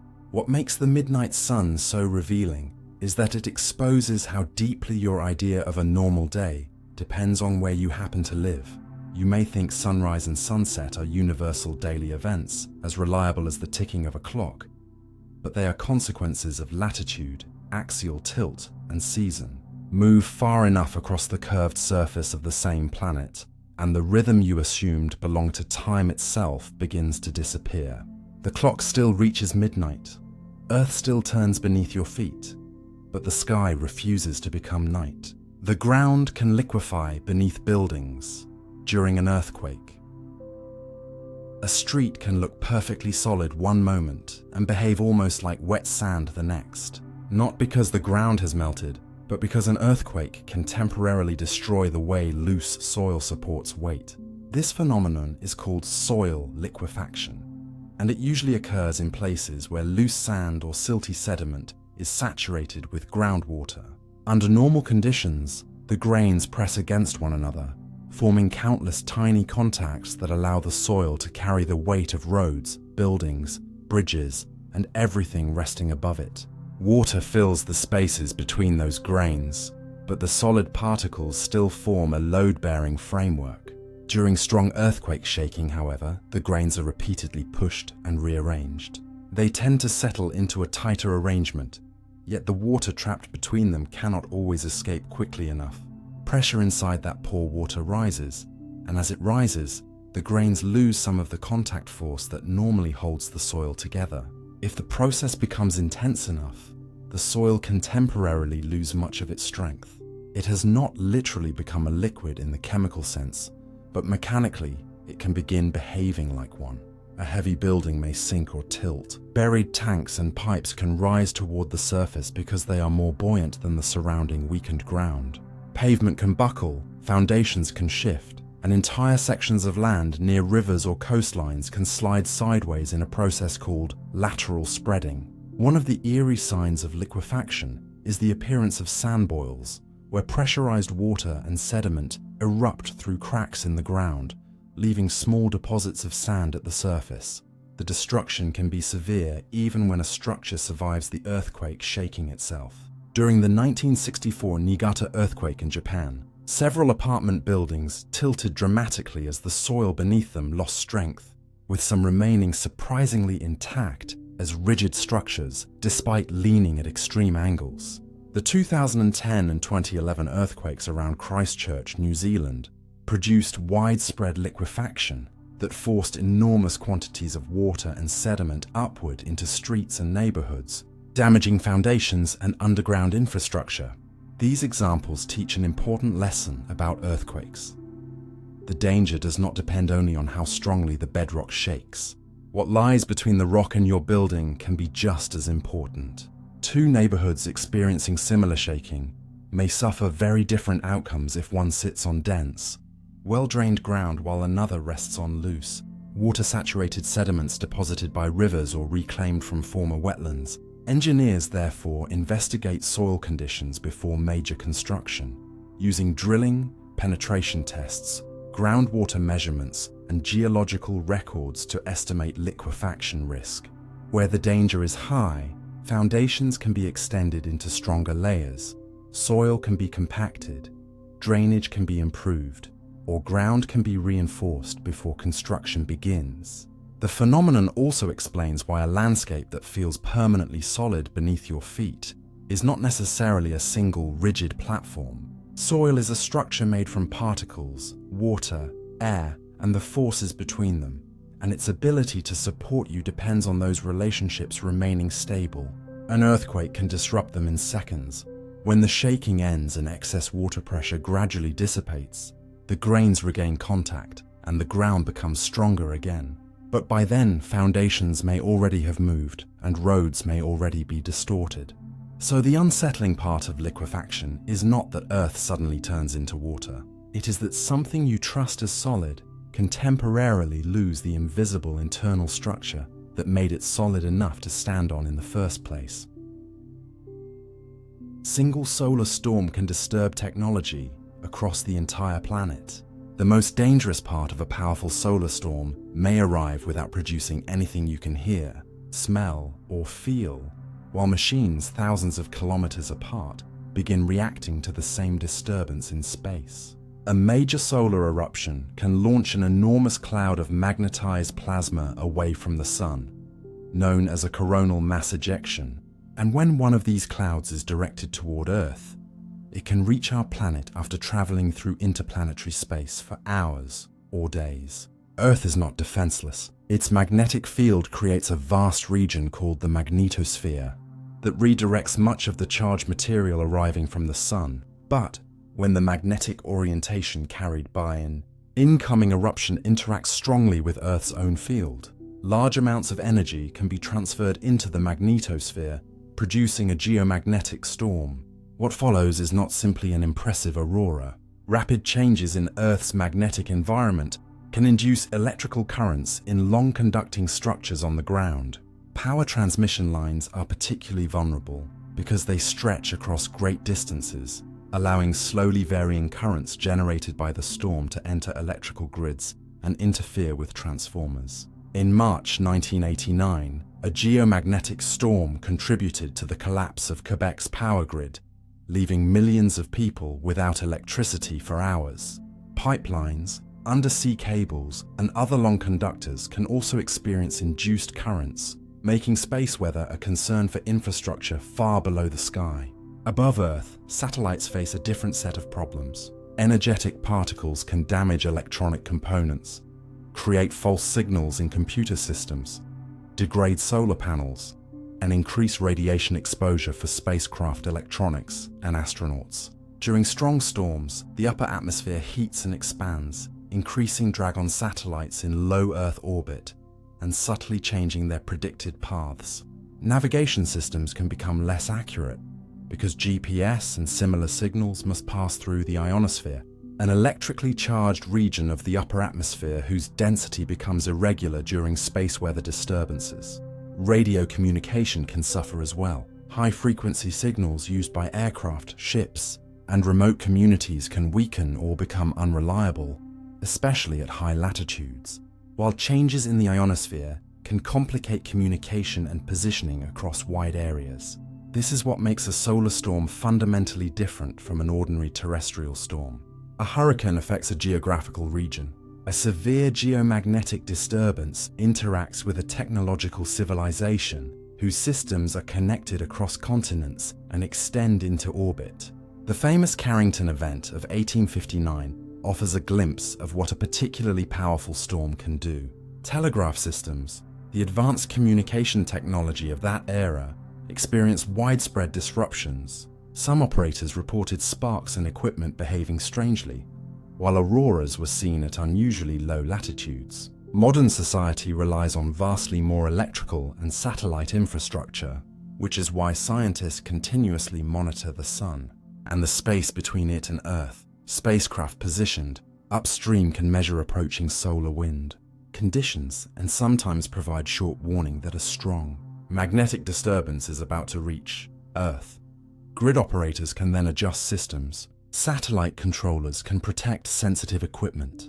And aviation authorities can respond to communication or radiation concerns. A solar storm, therefore, does not automatically mean a worldwide blackout. And dramatic claims that one eruption would instantly destroy modern civilization exaggerate what the science supports. Most storms cause limited disruption, and infrastructure can be designed and operated with space weather in mind. But the underlying vulnerability is real. Your phone may find its location using signals from orbit. Aircraft can communicate through systems affected by the ionosphere. Electricity may travel to your home along networks long enough to respond to changes in Earth's magnetic field. Technologies that seem completely unrelated can therefore share a hidden dependence on conditions far above the atmosphere. A disturbance beginning millions of kilometers away can arrive at Earth and reveal those connections all at once, reminding you that modern civilization does not end at the ground beneath its cities. Part of it now lives in the space around the planet, and when that environment changes, the effects can quietly reach all the way down to the machines in your hands. The same moon can look enormous near the horizon, without actually changing size. Few things reveal the unreliability of visual size more beautifully than a full moon rising behind distant buildings and appearing almost impossibly huge. You may have seen it yourself. Near the horizon, the moon can look massive enough to dominate the landscape. Yet hours later, when it climbs high into the sky, it seems noticeably smaller. Nothing dramatic has happened to the moon during that time. Its physical diameter has not changed, and the difference in its distance from you during a single evening is far too small to explain the effect. In fact, careful measurements show that the moon's image projected onto your retina remains nearly the same angular size throughout its journey across the sky. The enlargement happens inside perception, producing what is known as the moon illusion. Scientists have studied this effect for centuries, and there is still no single explanation accepted as the complete answer. But several powerful ideas reveal how your brain judges size. One involves context. When the moon sits near the horizon, it appears beside trees, houses, mountains, telephone poles, and other familiar objects that provide visual information about distance and scale. Your brain interprets the moon as belonging to a vast landscape stretching away from you. And because it appears distant while still occupying the same apparent angle in your vision, it can be perceived as physically larger. High overhead, those reference objects disappear. The moon becomes an isolated bright disk against an almost featureless sky, giving your visual system fewer clues with which to estimate its distance and size. Another explanation involves the strange way people perceive the shape of the sky itself. Although the sky is physically an enormous three-dimensional space, many people intuitively experience the horizon as farther away than the point directly overhead, almost as though the visible sky were a flattened dome. If your brain treats the horizon as more distant, an object appearing the same visual size then may be interpreted as larger. You can expose the illusion with something as simple as a photograph. Take a picture of the horizon moon with a fixed camera setting and compare it with another photograph taken later when the moon is high. Its measured image will remain almost unchanged, even though your memory may insist that the first moon looked enormous. You can also hold a small object at arm's length or use your fingertip to compare its apparent width at different times. The moon will cover essentially the same tiny portion of your view. Curiously, photographs often disappoint people, because the enormous moon they remember seeing suddenly looks ordinary in the image. The camera records angular size, while your perception had added a sense of scale that the photograph does not preserve. This tells you something deeper about vision. Perceived size is not determined by retinal dimensions alone. Your brain constantly combines visual angle with assumptions about distance, surrounding objects, perspective, and spatial context to estimate how large something probably is. Most of the time, this system is incredibly useful. A person walking away from you does not appear to physically shrink, even though their image on your retina becomes smaller, because your brain compensates for distance. The moon illusion may emerge from some of the same machinery, trying to make sense of an unusual object at an almost incomprehensible distance. There is even a subtle physical twist. Because you are slightly closer to the moon when it is directly overhead than when it is near the horizon, its true angular size can actually be a little larger overhead, the opposite of what you usually perceive. So when an enormous orange moon rises above a distant skyline, you are witnessing two worlds at once. The astronomical moon, barely changing in apparent size, and the moon constructed by your visual system from perspective and context. The object in the sky remains almost the same. What changes is the scale your mind gives it, quietly proving that seeing how large something looks and knowing how large it appears optically are not always the same experience. Earth's magnetic North Pole is constantly moving. The north indicated by a compass is not attached to one permanent spot on Earth, and if you could return to the same Arctic location decades apart, the invisible magnetic landscape around you would have changed. Earth's magnetic North Pole is the place in the northern hemisphere where the planet's magnetic field points vertically downward, and unlike the geographic North Pole, which is defined by Earth's rotation axis, the magnetic pole wanders because the field producing it is continually changing. The source of that field lies deep inside the planet's liquid outer core, where electrically conducting molten iron is in constant motion. Heat escaping from deeper regions, cooling from above, Earth's rotation, and complex fluid circulation keep this metallic material moving. Because moving electrical conductors can generate magnetic fields, these vast flows sustain what scientists call the geodynamo. But the liquid core does not circulate like a perfectly synchronized machine. Currents strengthen, weaken, shift position, and interact, so the magnetic field measured at the surface evolves as well. The magnetic North Pole therefore migrates rather than remaining fixed. Since scientists began locating it directly in the 19th century, it has moved hundreds of kilometers across the Canadian Arctic and towards Siberia, with periods in recent decades when its motion became unusually rapid. This movement is not the same as the slow drifting of continents. The ground beneath the pole is not carrying the pole with it. Instead, the magnetic field itself is changing as flows deep inside Earth rearrange. That distinction matters because navigation systems that depend on magnetic direction cannot simply use one permanent map. Scientists maintain models of Earth's magnetic field and update them periodically so ships, aircraft, surveying equipment, smartphones, and other systems can convert magnetic directions into useful geographic headings. Airport runways provide a surprisingly visible consequence. Many runways are numbered according to their approximate magnetic heading, and when the local magnetic field changes enough over time, some runway numbers eventually need to be changed even though the concrete runway has never moved. The wandering pole also should not be confused with a magnetic reversal. Geological evidence preserved in volcanic rocks and sediments shows that Earth's magnetic field has reversed polarity many times in the distant past, meaning magnetic north and south have exchanged roles. Those reversals happen irregularly over geological timescales and unfold through complicated changes in the global field. The present motion of the magnetic North Pole, by itself, is not proof that an imminent reversal is beginning. Smaller and faster changes are normal features of a dynamic magnetic field. Rocks provide a remarkable record of this history because certain magnetic minerals can align with the surrounding field as molten rock cools, effectively preserving information about the direction of magnetism at that time. By studying ancient layers of seafloor and lava, scientists have reconstructed a long history showing that Earth's magnetism has never been perfectly static. Even today, the field varies from place to place. Magnetic north on your compass can differ significantly from true geographic north depending on where you stand. And that difference, called magnetic declination, changes slowly with time.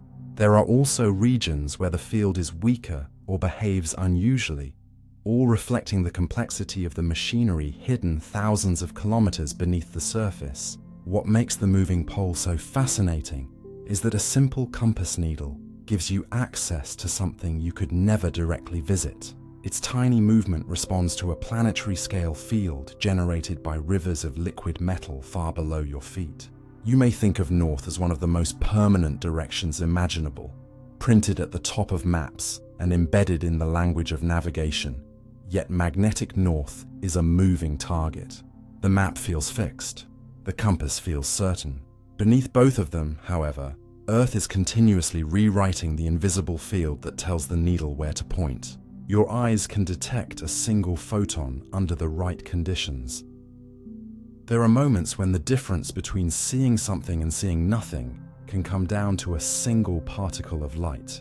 A photon is the smallest discrete packet in which light can be absorbed, and experiments have shown that the human visual system operates astonishingly close to this physical limit. Deep inside your retina are rod cells, photoreceptors specialized for extremely dim conditions rather than color or fine detail, and an individual rod is capable of responding when just one photon is absorbed by one of its light-sensitive molecules. That does not mean you normally notice every photon that enters your eye. Most are lost before they reach a photoreceptor. Some never trigger a useful response. And the nervous system deliberately filters weak signals because biological tissue produces its own electrical and chemical noise. If your brain treated every tiny fluctuation as real light, darkness would be filled with false flashes. But under carefully controlled conditions, after a person has spent enough time in darkness for the eyes to become highly sensitive, researchers have delivered extremely weak flashes containing single photons and found that people can sometimes report their presence more often than chance would predict. The experience is not usually a crisp point of light like a star appearing on command. At such an extreme threshold, perception becomes uncertain. On one trial, you may feel that something faint occurred, while on another, an identical physical event may never rise into awareness. This is because vision at its limit is a probabilistic process. A photon must enter the pupil, survive its journey through the eye, reach a sensitive region of the retina, be absorbed by the right molecule, generate a cellular response, pass through several layers of neural processing, and finally contribute enough evidence for your brain to decide that light was actually present. Rod cells make this possible through remarkable amplification. When a photon changes the shape of a light-sensitive molecule called rhodopsin, it begins a biochemical cascade that alters the electrical state of the cell, allowing an unimaginably small physical event to become a signal the nervous system can use. Yet your retina does not simply amplify everything without judgment. Neural circuits combine information across neighboring rods and over short intervals of time, sacrificing some detail in exchange for sensitivity. That is one reason your night vision can become powerful while remaining poor at sharp detail and color. It also explains why you need time to adjust when you enter a dark room. In bright conditions, rods are temporarily overwhelmed and less useful. As darkness continues, their chemistry resets and your sensitivity gradually improves. After sufficient adaptation, the world you thought was completely black may begin revealing shapes that were present all along. What makes the single photon limit so extraordinary is not that your eyes perform magic, but that evolution has pushed a biological detector remarkably close to the boundary set by the quantum nature of light itself.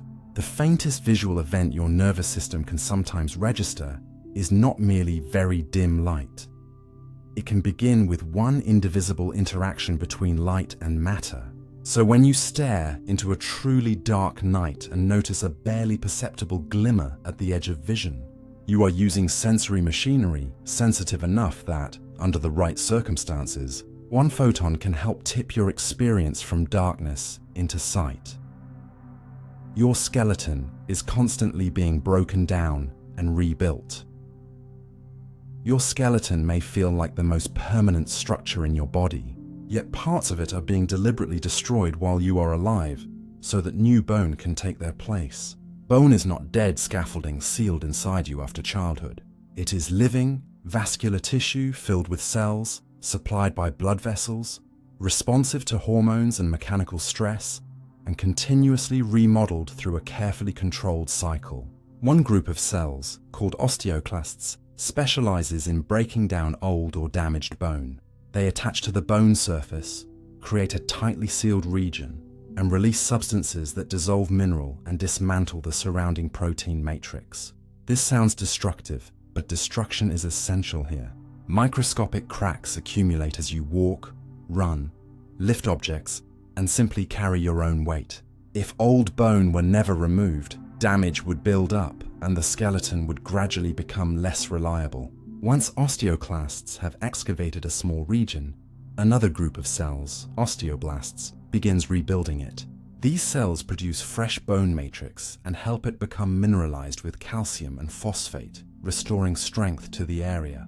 Some osteoblasts eventually become trapped within the bone they helped create and mature into osteocytes, cells that remain embedded throughout the skeleton and act partly as sensors. Osteocytes detect mechanical loading and help coordinate where remodeling is needed, meaning the structure inside you is constantly responding to how you use it. Bone placed under regular, appropriate mechanical stress can become better adapted to carrying that load, while long periods of inactivity can shift the balance toward bone loss. Astronauts provide an extreme example. Without normal gravitational loading, bones in certain parts of the body can lose mineral more quickly, which is why exercise is such an important part of long missions in space. The remodeling system also helps regulate minerals in the bloodstream. Calcium is essential not only for bones but for nerve signaling, muscle contraction, and many cellular functions. So your skeleton acts partly as a mineral reservoir that can exchange material with the rest of the body when necessary. Hormones help control this balance, which is why changes associated with aging and menopause can dramatically affect bone density. When bone breakdown consistently exceeds bone formation, the internal architecture can become more fragile, increasing the risk of osteoporosis and fractures. But remodeling does not happen uniformly everywhere or replace your entire skeleton all at once. Different bones and different regions turn over at different rates, and much of the skeleton remains structurally continuous, while countless tiny remodeling sites operate independently. This is an important correction to the popular claim that you simply receive a completely new skeleton every fixed number of years. Reality is more subtle. Bone is renewed continuously, but the rate varies with age, location, health, hormones, activity, and many other factors. Even after a fracture, the body demonstrates how dynamic bone can be. Cells clear damaged tissue, a temporary bridge forms, new bone is deposited, and over time, that rough repair can be reshaped along the lines of mechanical stress. What you think of as a rigid framework is therefore closer to an ongoing construction project that never fully closes. While you sleep, walk, sit, and age, small teams of cells are removing pieces that have served their purpose and replacing them with new material. Your skeleton gives you continuity precisely because it is willing to change. The bones that seem to preserve your shape are surviving not by remaining untouched, but by continually repairing, adapting, and rebuilding themselves beneath your awareness. A mountain can be taller from base to peak than Mount Everest. Mount Everest is the highest mountain above sea level, but it is not necessarily the tallest mountain if you measure a mountain from where it truly begins. The distinction sounds small until you look at Mauna Kea in Hawaii, a volcano whose visible summit rises only about 4,200 meters above the Pacific Ocean, less than half Everest's famous elevation. Yet most of Mauna Kea is hidden beneath the water. Its enormous volcanic structure continues downward for roughly 6 kilometers before reaching the ocean floor, giving it a total rise from submarine base to summit of more than 10 kilometers. Measured that way, Mauna Kea is taller from base to peak than Mount Everest, whose summit reaches about 8,849 meters above sea level. The reason Everest still receives the title of the world's highest mountain is that geography traditionally uses elevation above mean sea level as the standard reference. That reference is useful because it gives people around the world a common baseline, but nature does not build mountains according to human measurement systems. Mauna Kea began forming on the floor of the Pacific as magma repeatedly erupted through the oceanic crust above the Hawaiian hotspot. Layer after layer of lava accumulated over hundreds of thousands of years, gradually constructing a volcanic mountain large enough to rise through several kilometers of ocean and eventually emerge into the air. What you see on Hawaii today is therefore only the uppermost portion of a structure that continues far beneath the waves, and even the simple phrase, "from the ocean floor," hides another complication. The tremendous mass of Hawaiian volcanoes pushes downward on the flexible crust beneath them, causing the seafloor to sag under their weight, and parts of their volcanic material extend into that depression. Depending on exactly how a mountain's base is defined, measurements can therefore vary. This is why the question, "What is the tallest mountain on Earth?" cannot be answered honestly until you decide what tallest means. Everest wins if you measure elevation above sea level. Mauna Kea can win if you measure the vertical distance from its submarine base to its summit. And there is yet another way to measure mountains: distance from Earth's center. Because Earth bulges slightly around the equator rather than forming a perfect sphere, Ecuador's Mount Chimborazo, despite having a much lower elevation than Everest, has a summit farther from the center of Earth than Everest's summit does. None of these measurements is wrong. They answer different questions. This becomes especially interesting when you consider how strongly your perception depends on what remains hidden. Standing beside the ocean in Hawaii, you cannot see the lower majority of Mauna Kea. The sea covers it so completely that the mountain seems to begin at the shoreline, but the rock does not care where the water surface happens to be. Its geological story began kilometers below. Submarine mapping, measurements of seafloor topography, and knowledge of volcanic construction allow scientists to reconstruct a mountain whose true dimensions cannot be appreciated from land. The same principle applies throughout Earth's landscapes. Continents continue beneath oceans as continental shelves. Volcanoes can have enormous submerged foundations. Valleys can be partly buried beneath sediment.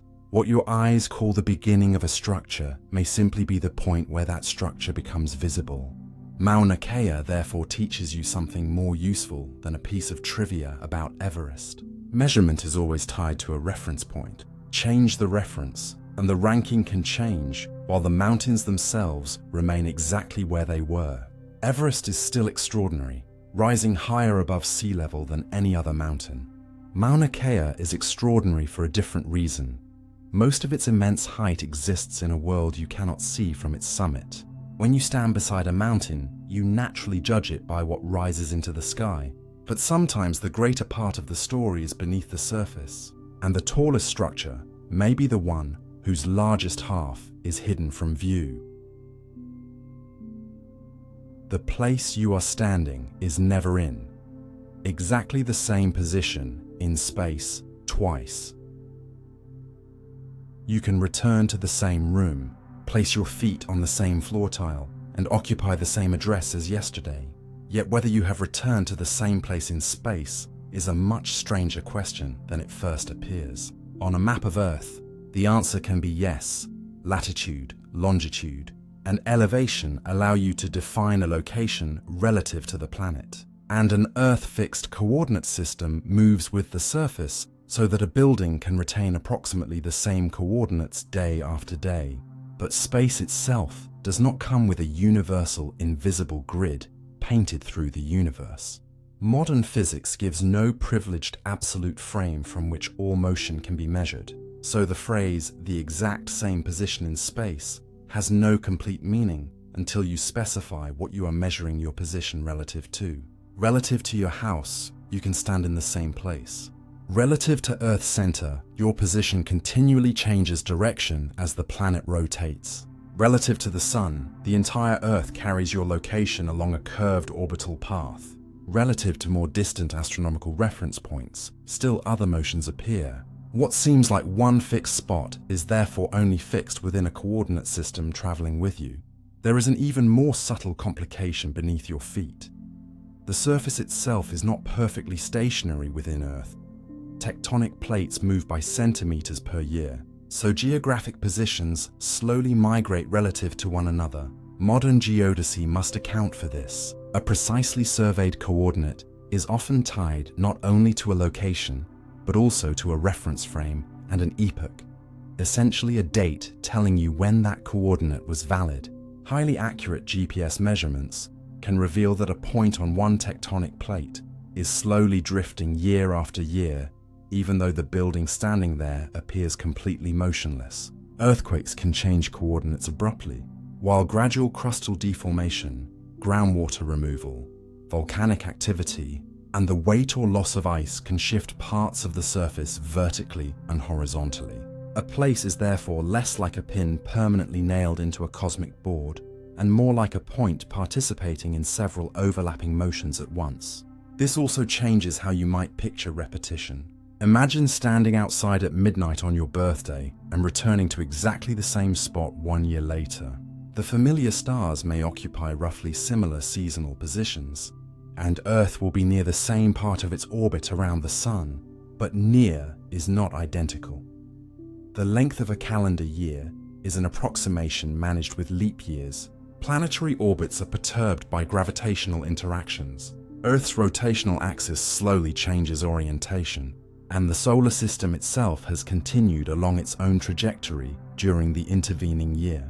There is no requirement that the universe return every part of the system to one precisely repeated configuration. In physics, a more useful way to describe your existence is not as a point that repeatedly occupies fixed locations, but as a continuous path through space-time called a world line.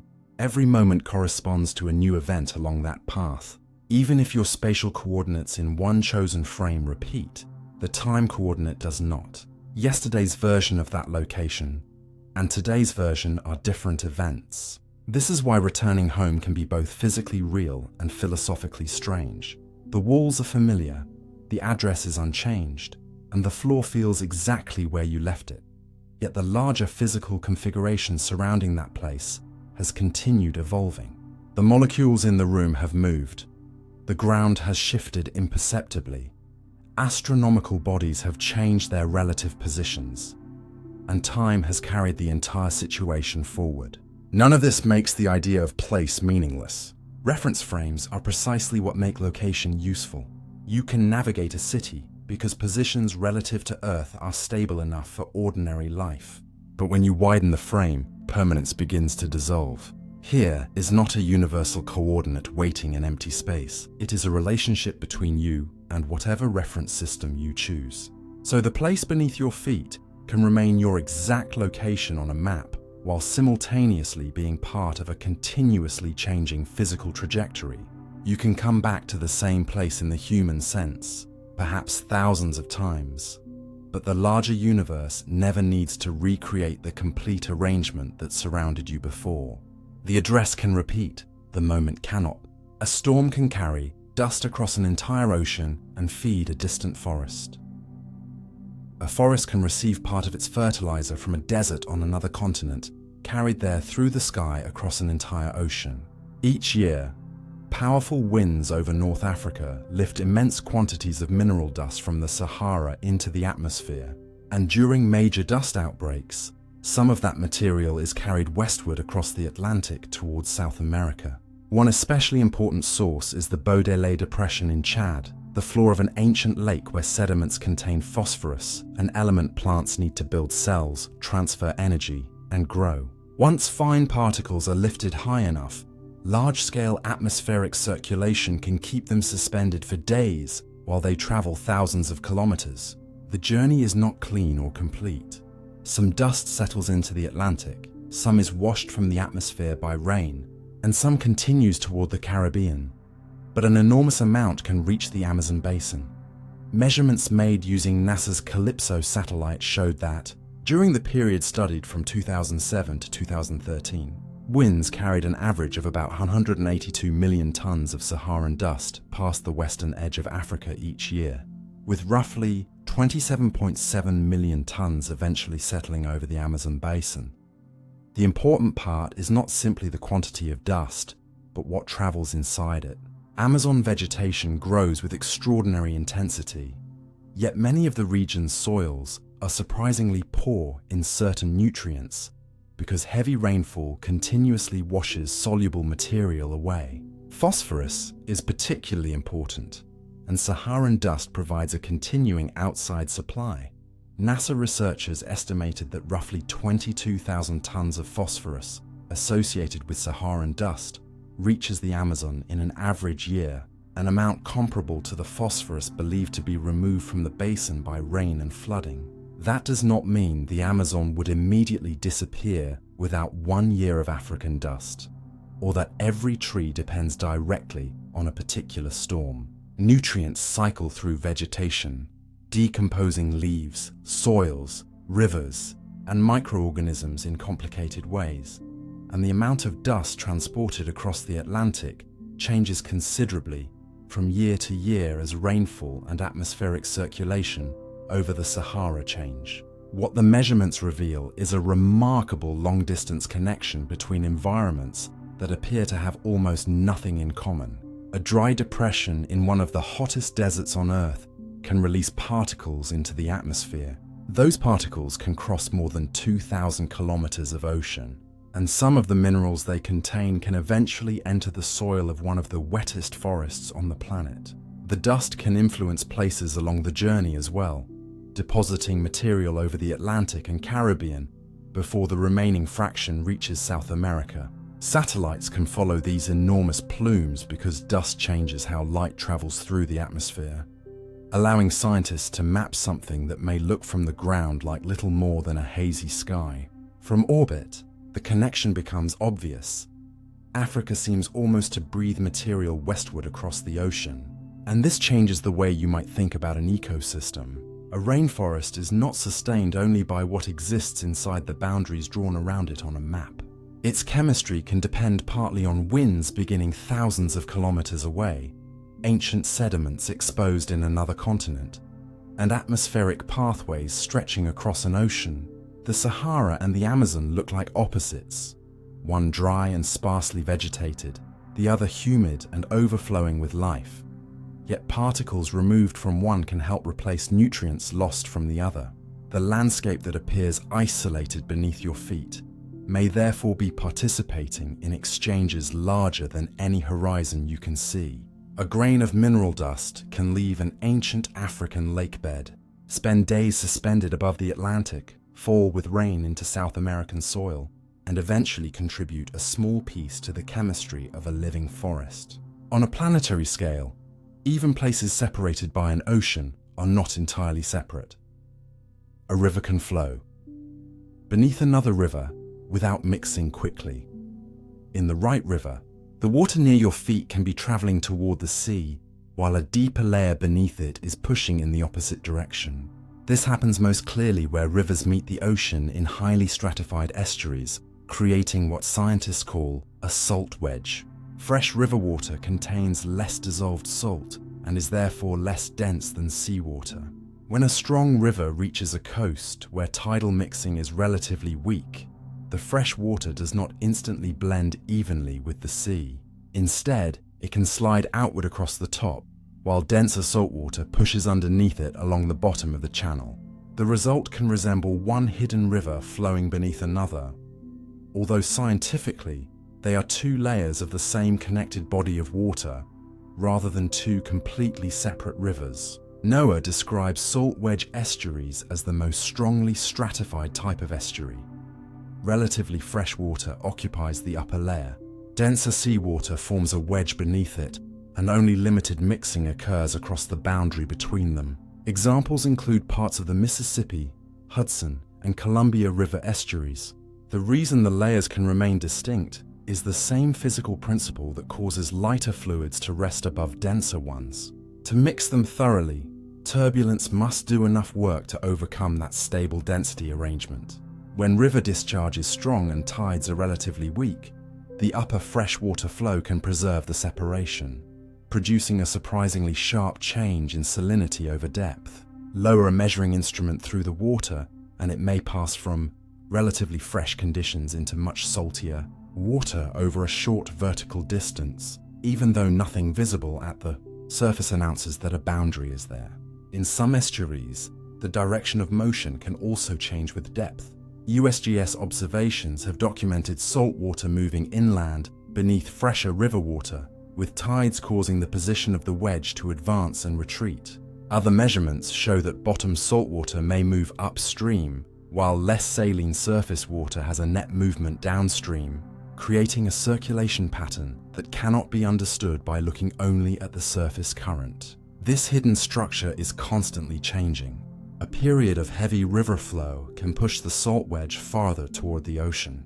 Stronger tides can increase mixing and move seawater inland. Wind, channel depth, the shape of the estuary, and seasonal changes in river discharge can all determine whether the layers remain sharply separated or become more thoroughly blended.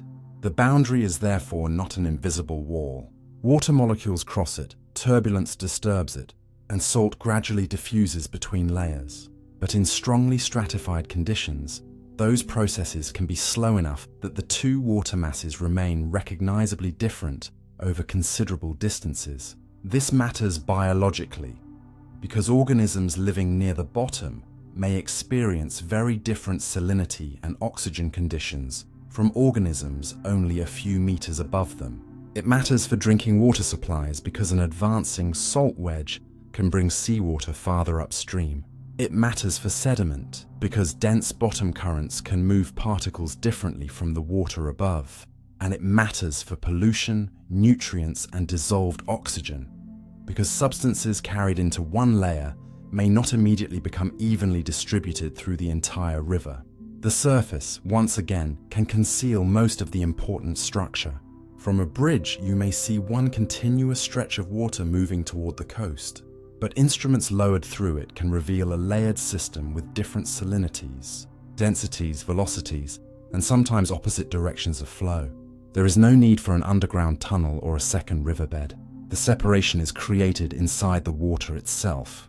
Density provides the architecture, gravity keeps the heavier layer below, and the competition between river flow and tides determines how the hidden current moves. So a river is not always the single uniform stream it appears to be from shore. Under the right conditions, one direction can exist above another. Fresh water can pass over salt water for kilometers, and the invisible boundary between them can remain intact long enough for two very different journeys to occupy the same channel at the same time. Some rocks can bend and fold without ever becoming liquid. A layer of rock can be squeezed until it curls like a folded blanket and still remains solid through the entire transformation. That seems impossible if your only experience with rock is holding a stone in your hand, because at the surface, a rock feels rigid, brittle, and far more likely to crack than bend. But the behavior of rock changes dramatically when it is buried deep inside Earth, surrounded by enormous pressure, exposed to elevated temperatures, and forced to deform over thousands or millions of years. Under those conditions, many rocks can undergo what geologists call ductile deformation. They permanently change shape without first melting into liquid. The key is that solid does not mean incapable of changing shape. Even a solid crystal contains atoms arranged within a structure that can slowly reorganize when enough stress is applied for long enough. Inside a deeply buried rock, defects in crystal structures can migrate. Mineral grains can change shape, and material can gradually move from regions of greater stress toward regions of lower stress. Individual crystals may stretch, rotate, recrystallize, or grow at the expense of neighboring grains. None of this needs to happen quickly. A rock layer does not have to behave like warm rubber during a human lifetime. It may shift by an amount too small for you to notice in a year, yet repeat that deformation over geological time, and a once horizontal layer can become an enormous arch, trough, or sequence of tightly compressed folds. Temperature matters because warmer minerals can reorganize more easily, but the temperatures can remain well below their melting points. Pressure matters too. Near the surface, a rock struck or compressed strongly often fractures because cracks can open and propagate. Deeper underground, surrounding pressure suppresses the opening of those cracks, making certain forms of ductile deformation more likely. The speed of deformation also changes the outcome. Apply force rapidly and a material may break. Apply a similar stress extremely slowly, and its internal structure can have time to adjust. Mineral composition matters as well, because some minerals deform more readily than others under the same conditions. This is why a sequence of layered rocks under compression can produce spectacular folds rather than one uniform response. Geologists can walk through mountain ranges today and see strata that were once deposited as comparatively flat layers of sediment, now curved into shapes so dramatic they resemble frozen waves. Those folds are physical records of stresses generated as tectonic plates converged, crust shortened, and rocks that once lay quietly beneath ancient seas were pushed, buried, transformed, and eventually lifted toward the surface. Some folds span entire mountainsides. Others exist only as microscopic distortions visible inside individual mineral grains. Under especially intense conditions, minerals can recrystallize while the rock remains solid, producing new textures that reveal both the direction and strength of ancient deformation. Scientists can read these features almost like a history written into the stone. A stretched mineral, a preferred alignment of crystals, or a folded layer can reveal which direction the crust was being squeezed long before humans existed. There is also no single depth where rock suddenly switches from brittle to ductile behavior. The transition depends on temperature, pressure, rock type, water content, and how quickly the crust is deforming. In many tectonic environments, shallow rocks tend to fracture along faults while deeper rocks accommodate more deformation through slow, solid-state flow. This helps explain how the same moving plates can produce sharp earthquakes in one region of the crust and broad folded structures in another. And the word flow here deserves care. A deeply deforming rock is not necessarily flowing as a liquid flows through a pipe. It is still a solid whose crystals are slowly changing shape and reorganizing internally. What looks frozen to you can therefore be dynamic on geological timescales. That difference in perspective is the heart of the phenomenon. Your hands judge stone over seconds. Earth works on it for millions of years. A cliff that seems like the definition of permanence may be the exposed remains of material that once bent, stretched, and folded deep underground without ever becoming molten.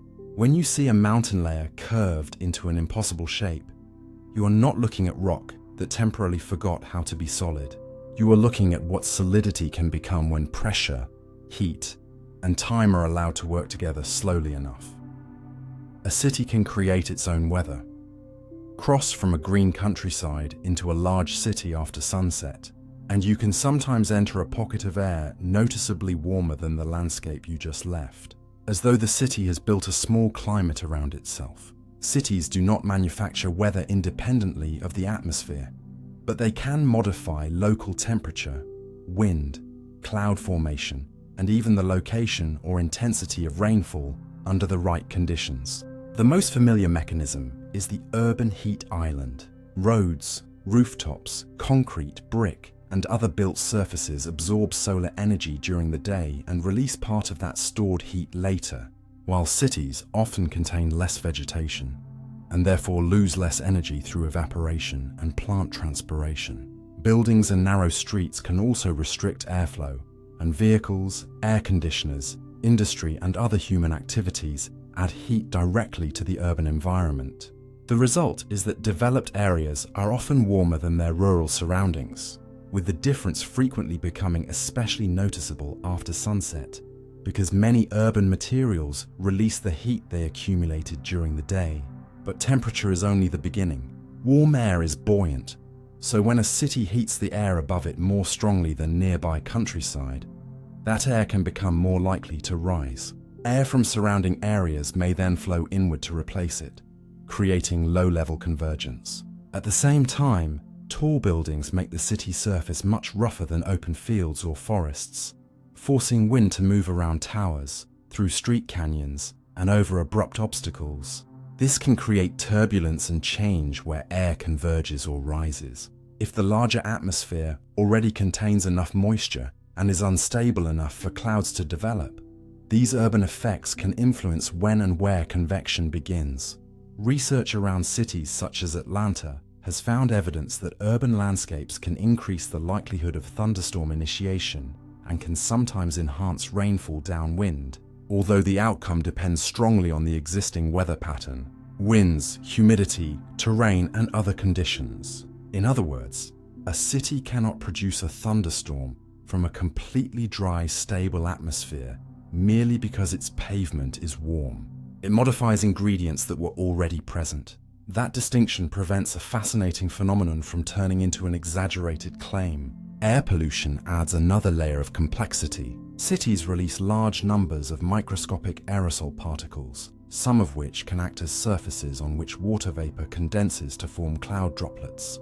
Changing the number and type of these particles can alter cloud microphysics, but the consequences for rainfall are complicated. Aerosols may enhance, suppress, delay, or redistribute precipitation depending on atmospheric conditions. Scientists therefore avoid the simple statement that pollution automatically creates more rain. The city, the regional weather, cloud physics, and atmospheric circulation all interact. Even without a storm, urban design can generate highly local weather differences. A shaded park may be significantly cooler than surrounding streets. A wide asphalt district can heat strongly during the afternoon.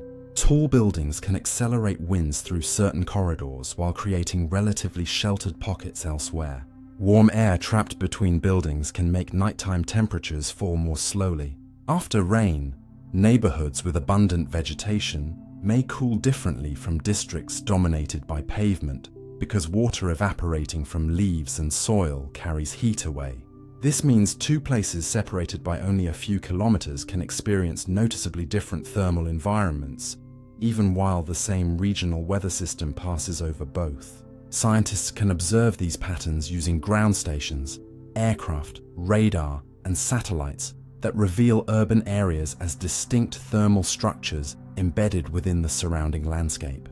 The effect becomes especially important during heat waves, when an already hot regional air mass combines with the city's tendency to retain heat, sometimes reducing the relief that normally comes after sunset.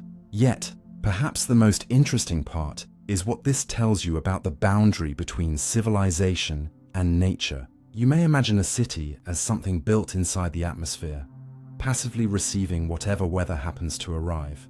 In reality, replacing soil and vegetation with millions of square meters of concrete, glass, metal, roofs, roads, engines, and artificial surfaces changes the exchange of heat, water, and momentum between the ground and the air.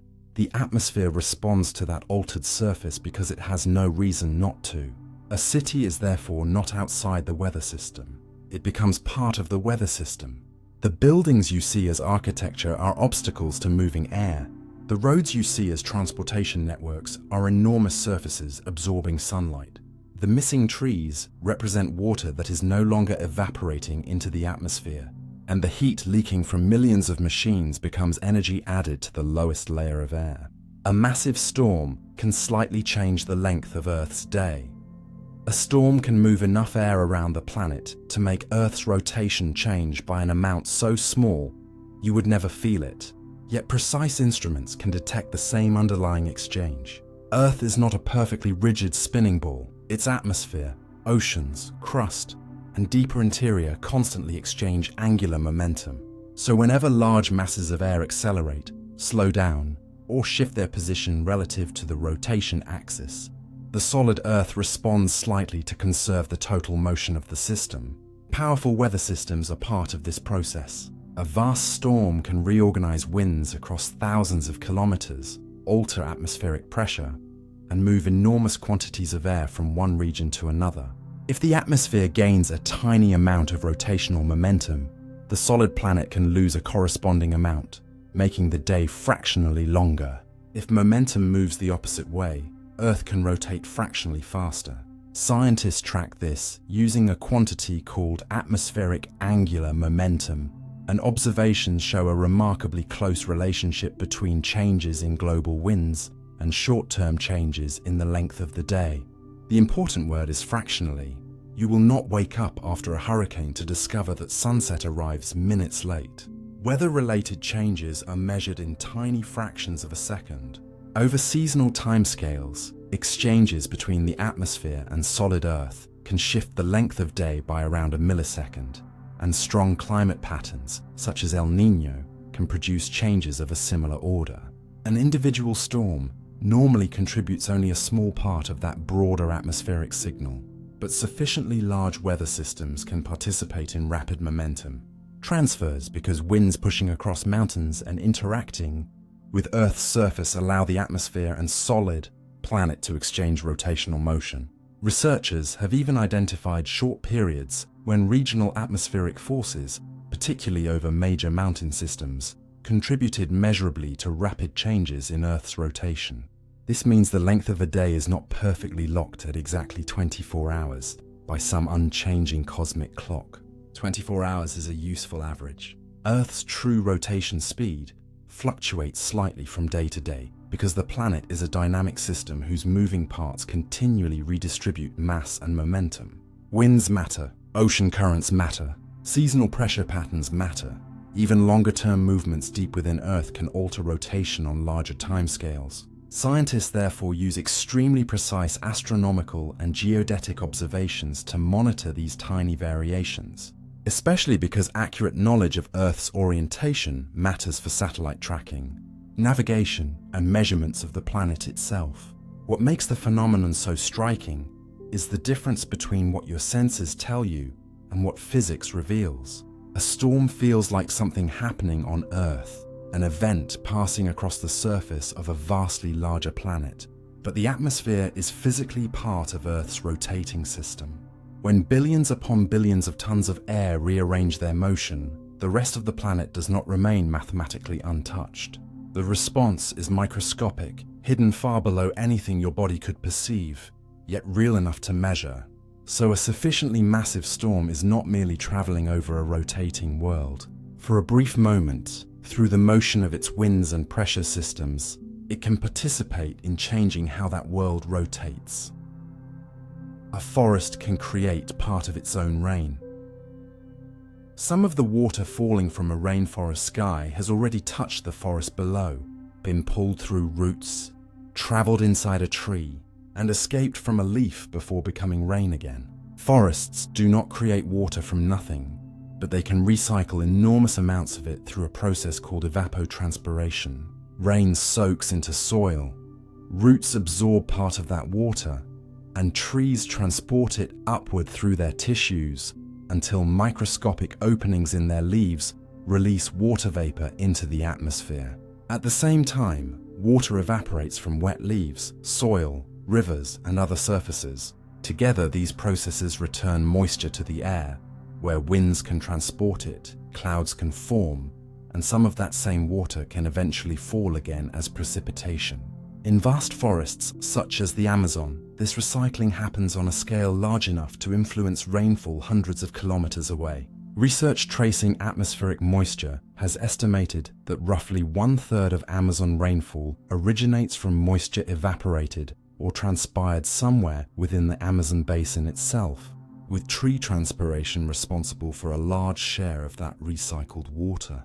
Picture what that means for a single water molecule.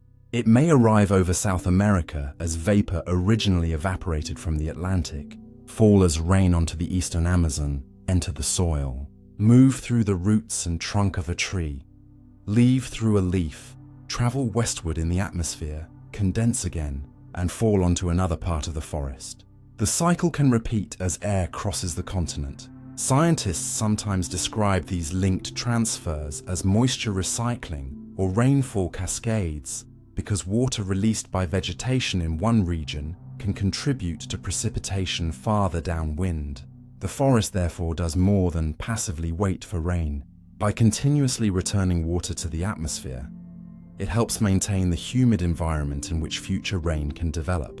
This effect becomes particularly important during drier periods, when recycled moisture can support rainfall in regions that would otherwise receive less water. Trees also influence the atmosphere in other ways. Their rough canopy alters turbulence, their leaves exchange heat with the air, and the huge amount of water involved in evapotranspiration changes how energy is partitioned near the surface. But it would be misleading to say that the Amazon simply makes all of its own rain. Much of its moisture ultimately comes from the ocean and from atmospheric circulation outside the forest, and the fraction supplied by local or upwind vegetation changes with location and season. The more accurate and more remarkable truth is that once water reaches the continent, the forest can repeatedly return part of it to the sky and help keep it circulating through the region. This is also why large-scale deforestation can affect rainfall beyond the exact place where trees are removed. Fewer trees generally mean less transpiration, less recycled atmospheric moisture, and changes in the regional water cycle. Recent research continues to find important links between forest loss, reduced evapotranspiration, and declining recycled precipitation in parts of the Amazon. A rainforest, then, is not simply vegetation growing beneath a climate that exists independently above it. The forest and the atmosphere are interacting pieces of the same system.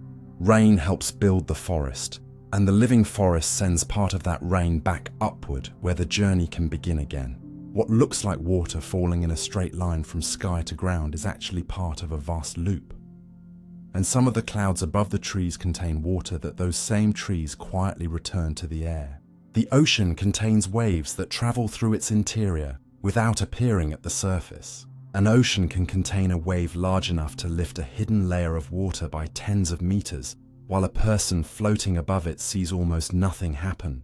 One remarkable example comes from oceanic Rossby waves. Enormous, slow-moving disturbances that can cross entire ocean basins while producing only a tiny rise or fall at the surface.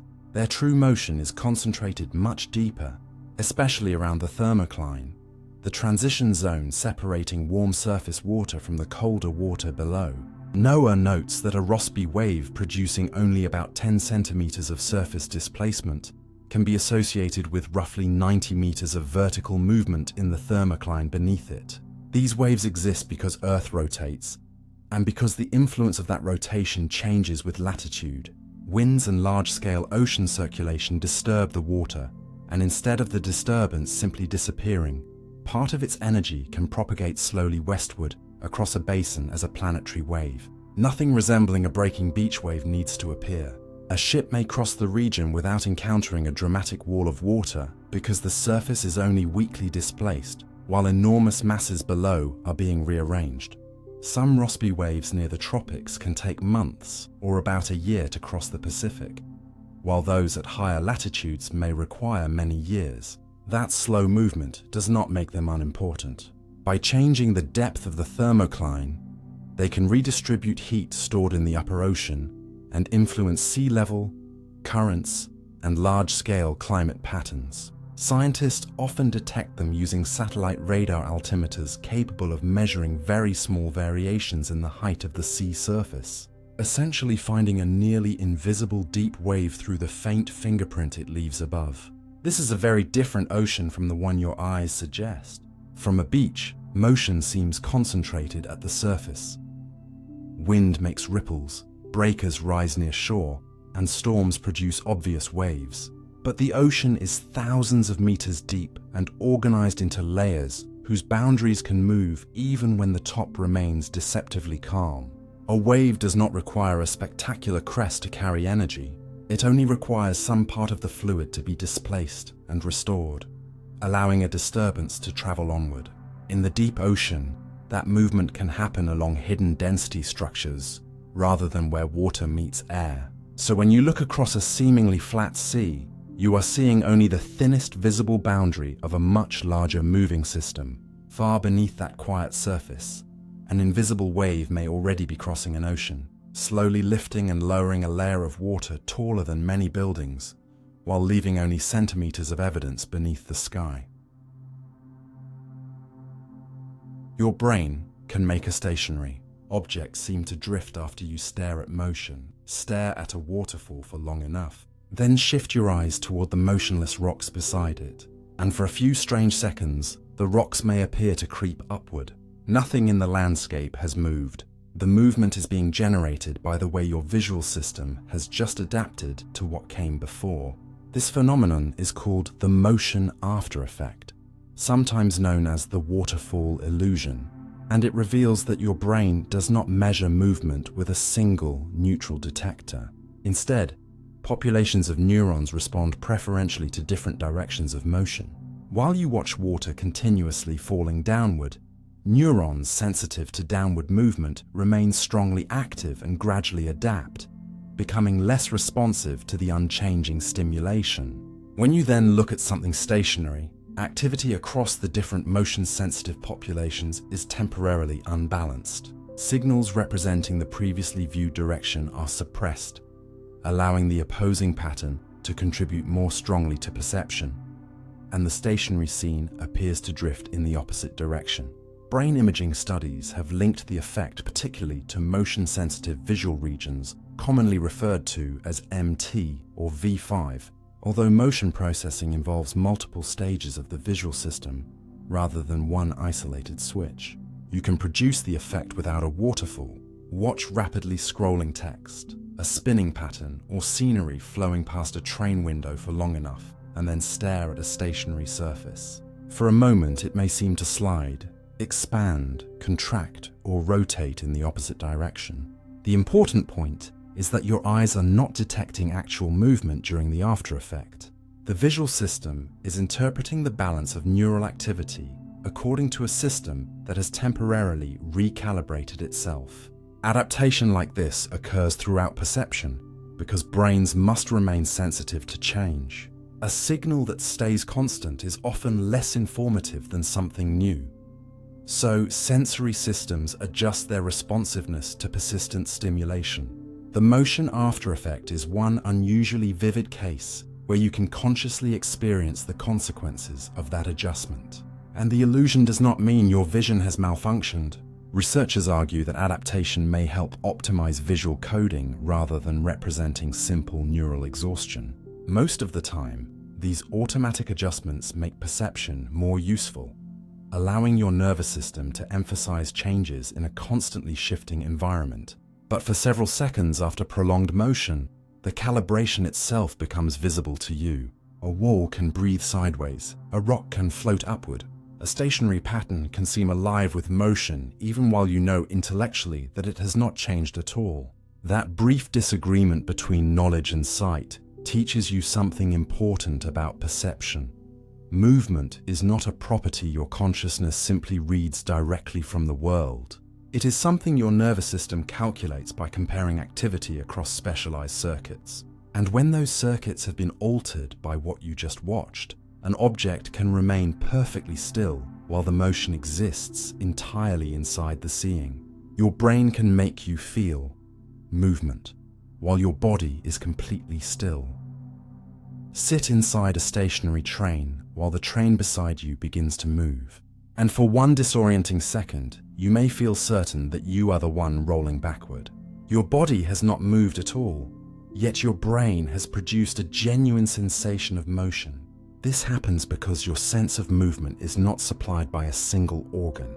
It is assembled from several systems that constantly compare information. Your eyes monitor how the visual world shifts around you. Your inner ears detect acceleration and rotation, and receptors in your muscles and joints report how your body is positioned. Usually these signals agree so well that you experience movement without ever noticing the calculation behind it. But when they disagree, the illusion becomes visible. A large moving visual scene can create a phenomenon called vection, the compelling feeling that your own body is moving even when you remain physically stationary. You can experience it in a cinema when the camera rushes forward through a landscape, in a virtual reality headset, beneath a planetarium dome, or beside that departing train. The effect becomes stronger when movement fills a large portion of your visual field, because your brain normally expects the surrounding environment to be relatively stable. If nearly everything you can see begins flowing in one direction, one plausible interpretation is that the environment is fixed and you are moving through it. Your vestibular system, located deep inside the inner ear, provides a second opinion. Its semicircular canals respond mainly to rotational acceleration, while small organs called the utricle and saccule help detect linear acceleration and the direction of gravity. These structures contain fluid, sensory hair cells and tiny mineral crystals that shift when your head accelerates. But they are especially good at detecting changes in motion, not indefinitely confirming constant movement. This is why a smoothly cruising aircraft can eventually feel stationary even while moving rapidly, and why certain visual cues can sometimes dominate your experience when vestibular signals are weak or ambiguous. A related effect happens after prolonged rotation. Spin for a while and then stop, and fluid inside the semicircular canals can continue moving briefly, bending sensory hair cells and creating the false impression that you are still turning, or that the room has begun turning around you. Motion sickness reveals the opposite side of the same system. Inside a ship cabin, your inner ears may report repeated acceleration while your eyes see a relatively stationary room. In virtual reality, your eyes may report rapid movement while your body feels none. When the signals conflict strongly enough, dizziness, nausea, and disorientation can follow. The important lesson is that your brain does not simply ask, "Am I moving?" and receive a perfect answer from the body. It estimates movement by combining imperfect evidence from several senses, weighting whichever information appears most reliable in that situation. Most of the time, this produces a remarkably stable sense of where you are and how you are moving. Occasionally, however, the evidence points in different directions, and your brain chooses the wrong explanation with complete conviction. That brief sensation of drifting while sitting perfectly still is therefore not imaginary in the dismissive sense. Your body is stationary, but the experience of movement is real because movement, as you consciously feel it, is a conclusion your nervous system constructs from signals, and when the evidence is convincing enough, your brain can make stillness feel like motion without your body traveling a single centimeter. The same object can look like a completely different color under different light.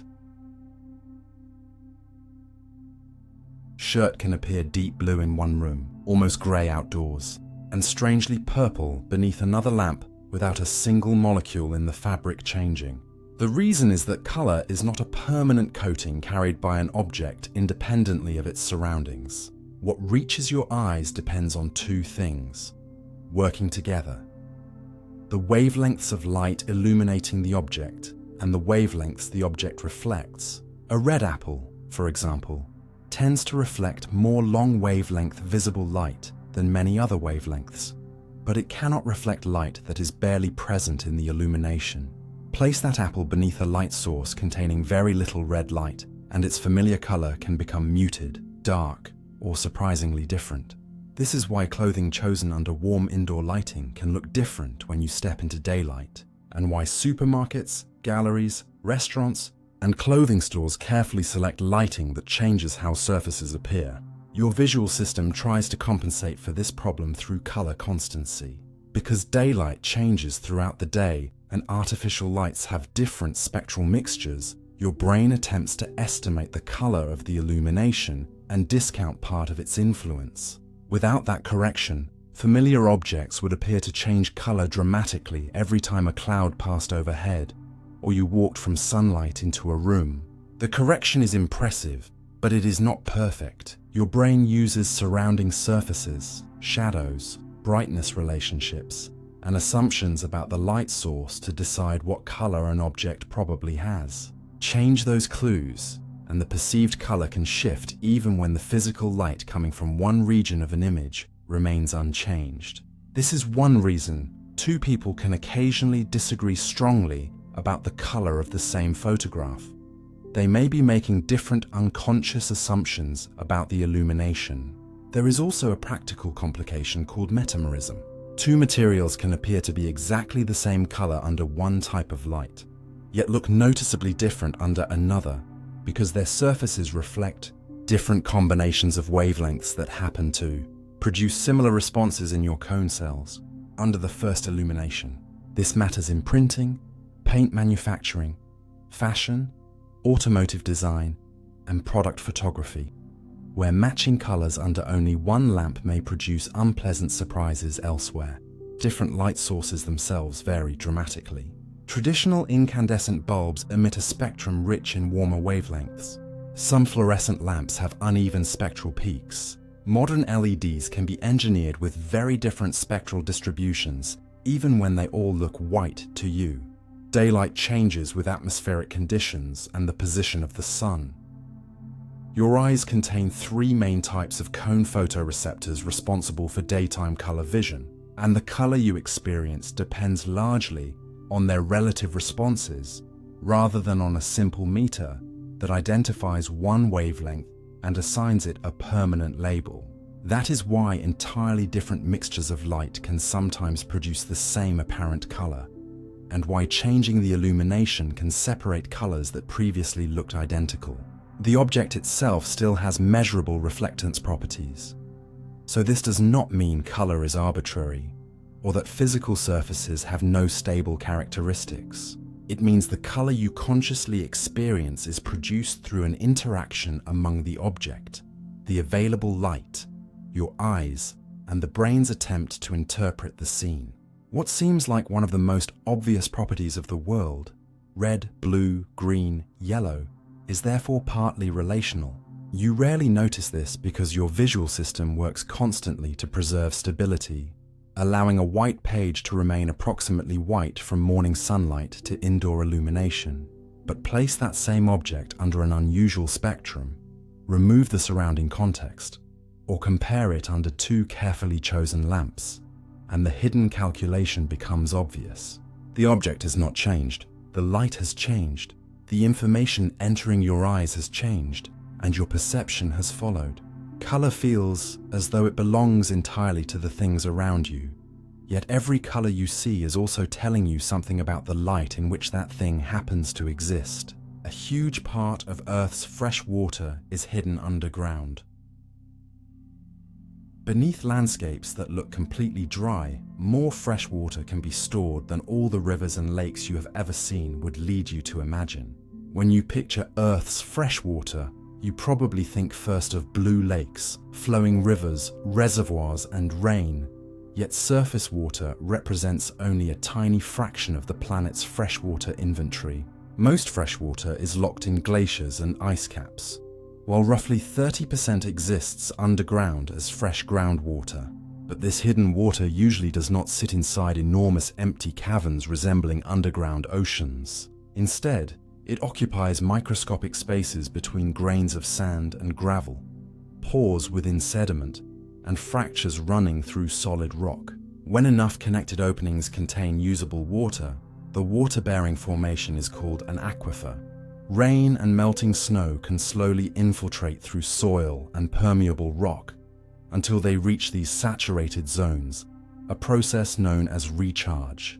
From there, groundwater may move only centimeters or meters over long periods, following pressure differences and gravity through pathways that can be far slower than the rivers flowing above. In some shallow aquifers, the water may have entered the ground relatively recently. In deep or isolated formations, groundwater can remain underground for thousands or even hundreds of thousands of years before being brought back toward the surface. This means water pumped from a deep well can sometimes have begun its underground journey before the civilization using it existed. Groundwater is not completely disconnected from the visible water cycle either. Springs appear where underground water naturally reaches the surface, and during periods without rain, groundwater leaking slowly into river channels can keep streams flowing. Pumping, therefore, can affect more than wells. Removing groundwater faster than nature replaces it can lower the water table and reduce the amount feeding nearby rivers and wetlands. The speed of replacement is crucial because an aquifer can contain an enormous quantity of water without behaving like an endlessly renewable reservoir. Some recharge quickly after rainfall, while others refill so slowly that heavy extraction effectively spends water accumulated over geological time. The quality also varies. Groundwater can dissolve minerals while moving through rock, and deeper underground water is not automatically fresh. A large fraction of all groundwater is saline and unsuitable for ordinary drinking or irrigation without treatment. Yet where fresh aquifers are accessible, they support cities, farms, industries, ecosystems, and communities that may rarely see the resource on which they depend. A well makes this hidden system seem simple. Lower a pipe into the ground and water appears. But beneath that opening may lie a vast three-dimensional network of sediment and fractured stone that has been collecting, storing, and slowly transmitting water for centuries. This changes the way you might look at an ordinary landscape. A dry field is not necessarily dry beneath the roots. A desert can conceal ancient groundwater. A river can be receiving water from below even when no rain has fallen for weeks. The visible blue portions of a map tell only part of the story because an enormous freshwater reservoir exists beyond sight, threaded through the geology beneath your feet.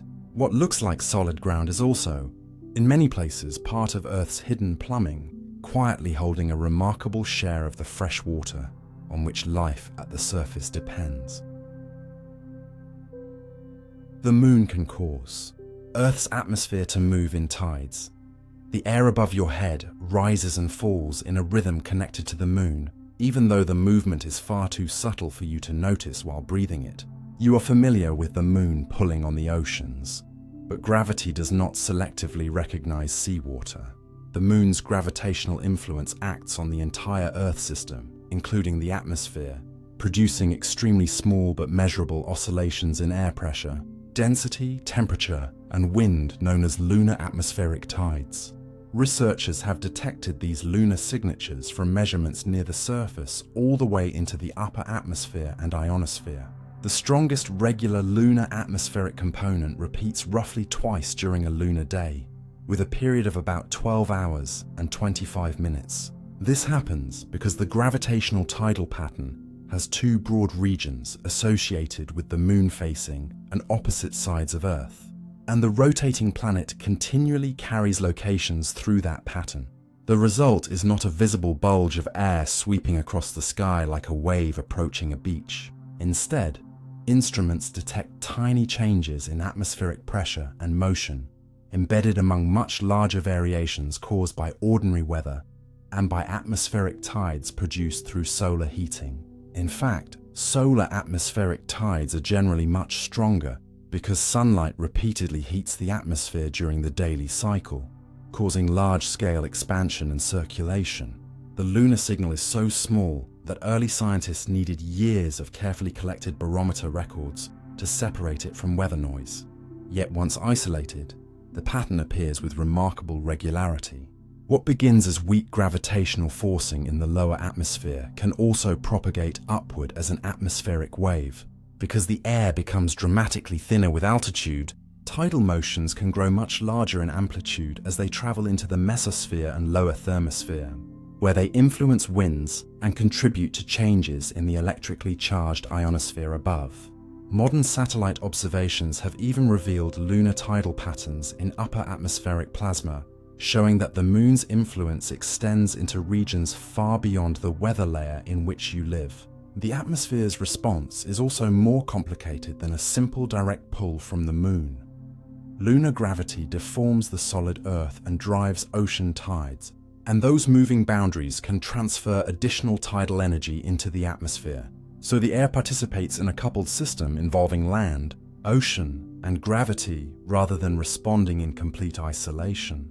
None of this means lunar atmospheric tides control your daily weather, or that a full moon can mechanically summon a storm. The pressure variations near the ground are tiny compared with the changes produced by normal weather systems, and claims linking ordinary lunar phases directly to dramatic weather events usually exaggerate the effect. What is real is quieter and, in a way, more remarkable. An object nearly 400,000 kilometers away exerts a gravitational gradient delicate, enough to shift the atmosphere by amounts your body could never recognize, but scientific instruments can repeatedly measure. The sky can look completely still, clouds can be absent, and nothing around you may suggest that anything astronomical is happening, yet the entire atmosphere is carrying faint rhythms synchronized with the motion of another world. The moon does not only move water along coastlines, its gravity leaves a subtle pulse in the air itself, reminding you that even the atmosphere you inhale is connected to motions reaching far beyond Earth. A desert can flood faster than the ground can absorb the water. A desert can go months without rain and then become dangerously flooded within minutes. because dry ground is not always good at absorbing water. In fact, some desert surfaces are among the least prepared landscapes on Earth for sudden heavy rainfall. The reason begins with something called infiltration capacity, the maximum rate at which soil can take in water. If rain falls more slowly than the ground can absorb it, much of the water sinks downward. But if an intense storm delivers water faster than the surface can accept it, the excess begins flowing across the land almost immediately.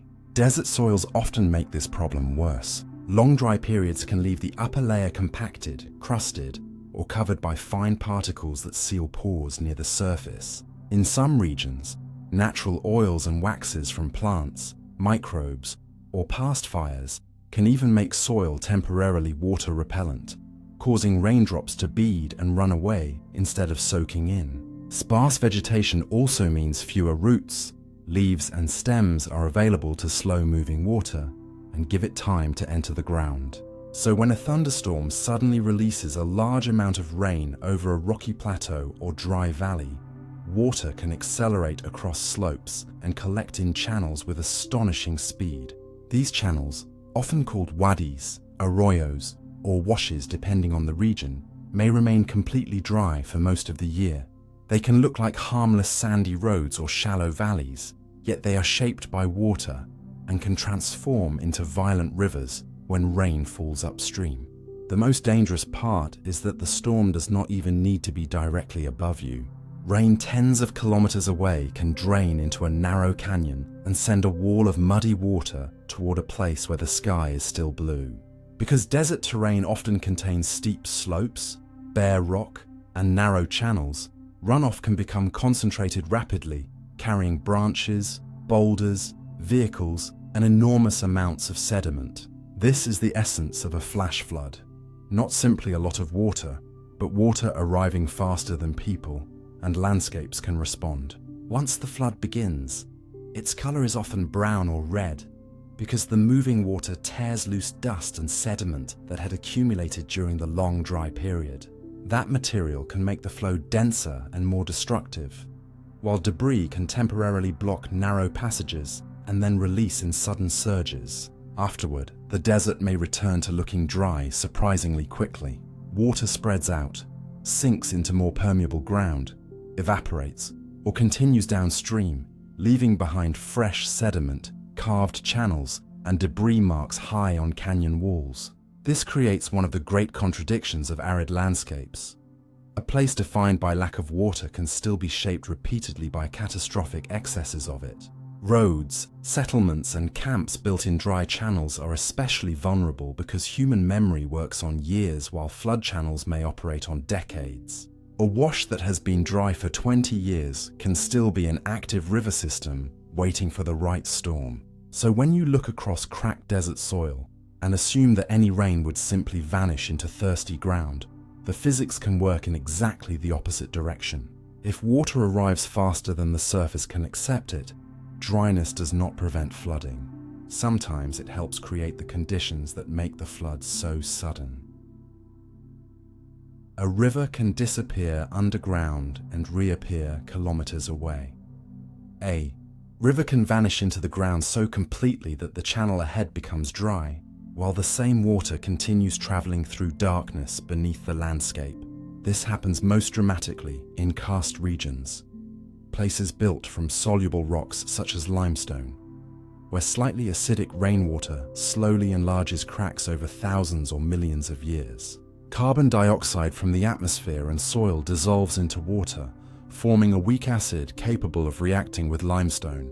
At first the openings may be microscopic, but repeated flow gradually widens fractures into shafts, tunnels, caves, and underground drainage networks large enough to capture entire streams.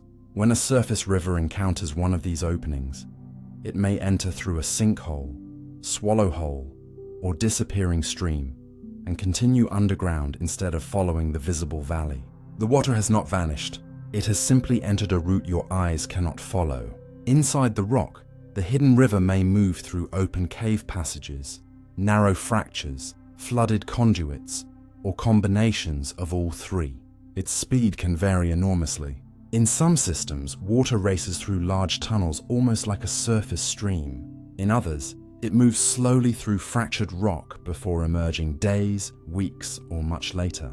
Eventually, if the underground passages intersect the surface at a lower elevation, the water may reappear through a large spring, known as a resurgence. Sometimes this happens several kilometers from the place where the river disappeared, making the source and outlet look completely unrelated. Scientists can prove the connection using dye tracing. A harmless fluorescent dye is released into the sinking stream, and detectors are placed at springs and rivers throughout the region. When the dye later appears at one of those outlets, researchers can map a connection that may be impossible to see directly. The results often reveal drainage patterns far stranger than anything visible at the surface.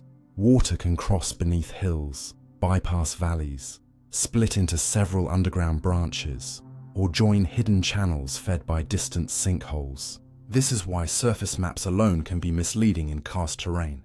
Two neighboring valleys may drain into entirely different underground systems, while streams that appear separated by ridges may actually meet below them. The chemistry of limestone also means these systems continue evolving. A narrow fracture can become a cave ceiling can collapse and form a sinkhole, and an underground river can eventually become a surface canyon if the roof above it is removed. Some landscapes therefore preserve different stages of the same process: streams entering holes, caves carrying water beneath the ground, springs releasing it again, and collapsed valleys revealing roots that were once hidden. These underground rivers are also important for people because karst aquifers can supply enormous quantities of drinking water, but they are unusually vulnerable to pollution. Water entering a sinkhole may move rapidly through large conduits without being filtered slowly through thick soil, so contaminants spilled at the surface can reach distant springs much faster than expected. A disappearing river is therefore more than a geological curiosity. It reveals that drainage does not have to follow the surface of the land. You can stand beside a dry channel, hear nothing, and assume the river ended there, while beneath your feet the same water is still moving through a network of stone corridors toward an opening you may never see. The landscape above shows only part of the route. The rest continues in darkness, guided by fractures carved long before anyone thought to draw a river on a map. You are slightly taller in the morning than at night. By the time you go to bed tonight, gravity will have quietly shortened you. The change is small, usually around 1 to 2 centimeters for many adults, but it is real, measurable, and happens because your spine is not a rigid column of bones stacked without movement. Between most of your vertebrae sit flexible structures called intervertebral discs, each with a tough outer ring surrounding a softer, water-rich center. These discs act as cushions, absorb shock, allow the spine to bend, and distribute forces as you walk, sit, lift, and move throughout the day. When you are upright, the weight of your head and upper body continuously compresses the spine. Under that pressure, the discs lose a small amount of fluid and become slightly thinner. The effect accumulates across many discs, so your total height gradually decreases from morning to evening. This is not your skeleton permanently shrinking, and your vertebrae are not being crushed a little more every day. When you lie down to sleep, the mechanical load on the spine is greatly reduced. Water gradually moves back into the discs, they regain some of their thickness, and by morning you are taller again. Most of the change happens within the spine, although cartilage and joints elsewhere in the body can also experience small changes under daily loading. The process begins almost immediately after you get out of bed. As you stand, sit, walk, and carry weight, pressure rises within the discs and fluid slowly shifts out. Activities involving heavy loading can increase compression temporarily, while lying down allows recovery. Astronauts experience an extreme version of the same basic principle.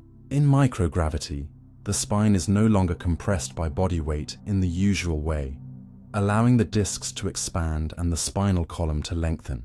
Astronauts can become several centimeters taller while in space, although this temporary increase can contribute to back discomfort and disappears after they return to Earth and gravity begins compressing the spine again. Your daily height change also reveals why the exact height written on a medical chart is not quite as fixed as it appears. Measure yourself immediately after waking and again late at night, using the same equipment and posture, and the numbers may differ. Age changes the process too. Intervertebral discs gradually lose water content and elasticity over time, which is one reason people can become permanently shorter as they grow older. Changes in posture, bone density, and vertebral compression can add to that long-term loss of height. But the ordinary morning to evening difference in a healthy person is mainly a reversible mechanical cycle, not damage. What makes it so interesting is how effortlessly your body accommodates it. You never feel yourself becoming shorter as the hours pass. Your clothes do not suddenly fit differently, and your surroundings do not appear to rise around you. The change happens too gradually and is too small for your senses to notice. Yet your body at 8 in the morning is not geometrically identical to your body at 8 in the evening. Every day, your spine compresses slightly under the simple fact of being upright, and every night it partially expands again while you rest. So when you wake tomorrow feeling as though nothing physically changed while you slept, one quiet transformation has already occurred. Before you even stand up, your spine has recovered some of the height the previous day slowly took away. Some deserts were once green landscapes filled with lakes. The Sahara has not always been a world of endless dunes and dry horizons. Within the span of human prehistory, large parts of it were green enough to support lakes, rivers, grasslands, wildlife, and people. This period is often called the African Humid Period, and its most recent major phase reached across much of North Africa, roughly between about 14,000 and 5,000 years ago, although the timing varied from place to place. During those millennia, regions that are now among the driest on Earth received far more summer rainfall than they do today. The reason was not that the Sahara drifted into a different climate zone, but that slow changes in Earth's orbit altered how sunlight was distributed through the seasons. These orbital cycles changed the strength of the Northern Hemisphere summer and intensified the African monsoon, allowing moist air and rainfall to penetrate much farther north than they do today. Once the landscape became wetter, vegetation expanded, and that vegetation helped reinforce the humid conditions by darkening the land surface, changing evaporation, and influencing how energy and moisture moved between the ground and atmosphere. The result was not one giant rainforest covering the entire Sahara, but a patchwork of grasslands, shrublands, wetlands, rivers, and lakes. Ancient shorelines now stranded in desert basins reveal where large lakes once existed. Sediment cores contain pollen from plants that could not survive under the present climate. Fossil remains show that animals associated with wetter environments once lived far deeper into the Sahara than they do today. Rock art provides an especially human record. In places that are now dry and barren, ancient artists carved and painted cattle, giraffes, elephants, antelope, and even scenes associated with swimming or water, preserving memories of landscapes almost impossible to reconcile with the deserts surrounding those images today. One of the most dramatic examples is the former Lake Megachad, a vast prehistoric lake in Central Africa that at times covered an area far larger than modern Lake Chad. Elsewhere, river networks now buried beneath sand have been detected using satellite radar, revealing channels that once carried water through areas where no permanent river flows today. The transformation back toward desert conditions did not happen everywhere at exactly the same moment or in one sudden catastrophe. As orbital conditions gradually changed, summer monsoon rainfall weakened and vegetation retreated. In some regions, the drying appears to have happened relatively quickly, while elsewhere the transition unfolded more gradually. Feedbacks between vegetation, dust, soil moisture, and rainfall may have accelerated parts of the shift. As plants disappeared, brighter bare ground reflected more sunlight and less water returned to the atmosphere through vegetation, helping reinforce aridity. Lakes shrank, wetlands vanished, and human communities moved toward more reliable water sources such as the Nile Valley and remaining lakes. This history matters because deserts are easy to mistake for permanent features. A dune field, looks ancient enough to seem eternal, but climate can redraw entire regions when the balance of sunlight, circulation, vegetation, and rainfall changes. The bones beneath the sand, old lake sediments, abandoned river channels, and images carved into rock all tell the same broad story. The desert you see today is only one chapter. Where wind now moves sand across empty ground, people once watched animals gather near water. Where there are salt flats, there were lakes. Where almost no rain falls now, seasonal storms once supported grasslands stretching across the horizon. The Sahara did not stop being part of Earth's climate system when it became dry. It simply entered a different state. And when you understand that, a desert begins to look less like the definition of permanence and more like a landscape holding the memory of a climate that no longer exists. The Earth under a city can sink, even when nothing collapses. A city does not need a dramatic sinkhole to move downward. Sometimes the entire ground beneath it can descend so slowly that people notice only after roads, pipes, and buildings begin to shift. This process is called land subsidence, and in many cities, one of its most important causes is the removal of groundwater from deep layers of sediment. Beneath a city built on an old lake bed, river delta, or coastal plain, the ground may contain thick deposits of clay, silt, and sand filled with water under pressure. That water is not merely occupying empty space. Its pressure helps support part of the weight of the material above. When wells pump groundwater out faster than it can be replaced, pressure within the underground pores falls. More of the weight is transferred onto the grains themselves, and soft sediments can begin to compress. Clay-rich layers are especially important because their tiny particles can rearrange and pack more tightly as water is squeezed from them. Once that happens, the ground surface above can gradually sink. Nothing underground needs to open into a giant cavity, and there may be no single moment of collapse. An entire district can simply become a few millimeters or centimeters lower each year, with the change accumulating over decades. Mexico City is one of the clearest examples because much of it was built on the soft sediments of an ancient lake basin. Heavy groundwater extraction has contributed to substantial uneven subsidence, meaning some parts of the city descend faster than others. That difference can be more damaging than uniform sinking. If one end of a building moves downward faster than the other, foundations can tilt and crack. Sewer systems that once relied on gravity may lose their proper slope. Water pipes can bend or rupture. Roads can become uneven, and flood risk can increase because land that was once safely above surrounding drainage channels gradually loses elevation. Coastal cities face an additional problem. Even if sea level did not change at all, a sinking city would experience the ocean as rising relative to the land. Scientists now monitor subsidence using satellite radar, GPS stations, leveling surveys, and groundwater measurements, allowing them to detect movements far too small for a person standing on the street to feel. The most troubling part is that some subsidence can be permanent. If pumping lowers pressure only slightly, sediments may expand again when groundwater recovers. But once certain clay layers have been compressed beyond a critical point, their pore structure can collapse irreversibly. Raising the water level later does not necessarily restore the lost elevation, because the sediment has already been packed into a denser arrangement. This means excessive pumping can reduce not only the height of the land, but also the amount of underground space available to store water in the future. The ground beneath a city, then, is not always the unmoving platform architecture makes it appear to be. It can behave like a slowly compressing foundation whose response depends on pressure, sediment type, water extraction, and decades of accumulated stress. You may walk the same street every day and never sense movement, while satellites quietly measure the entire neighborhood descending beneath you.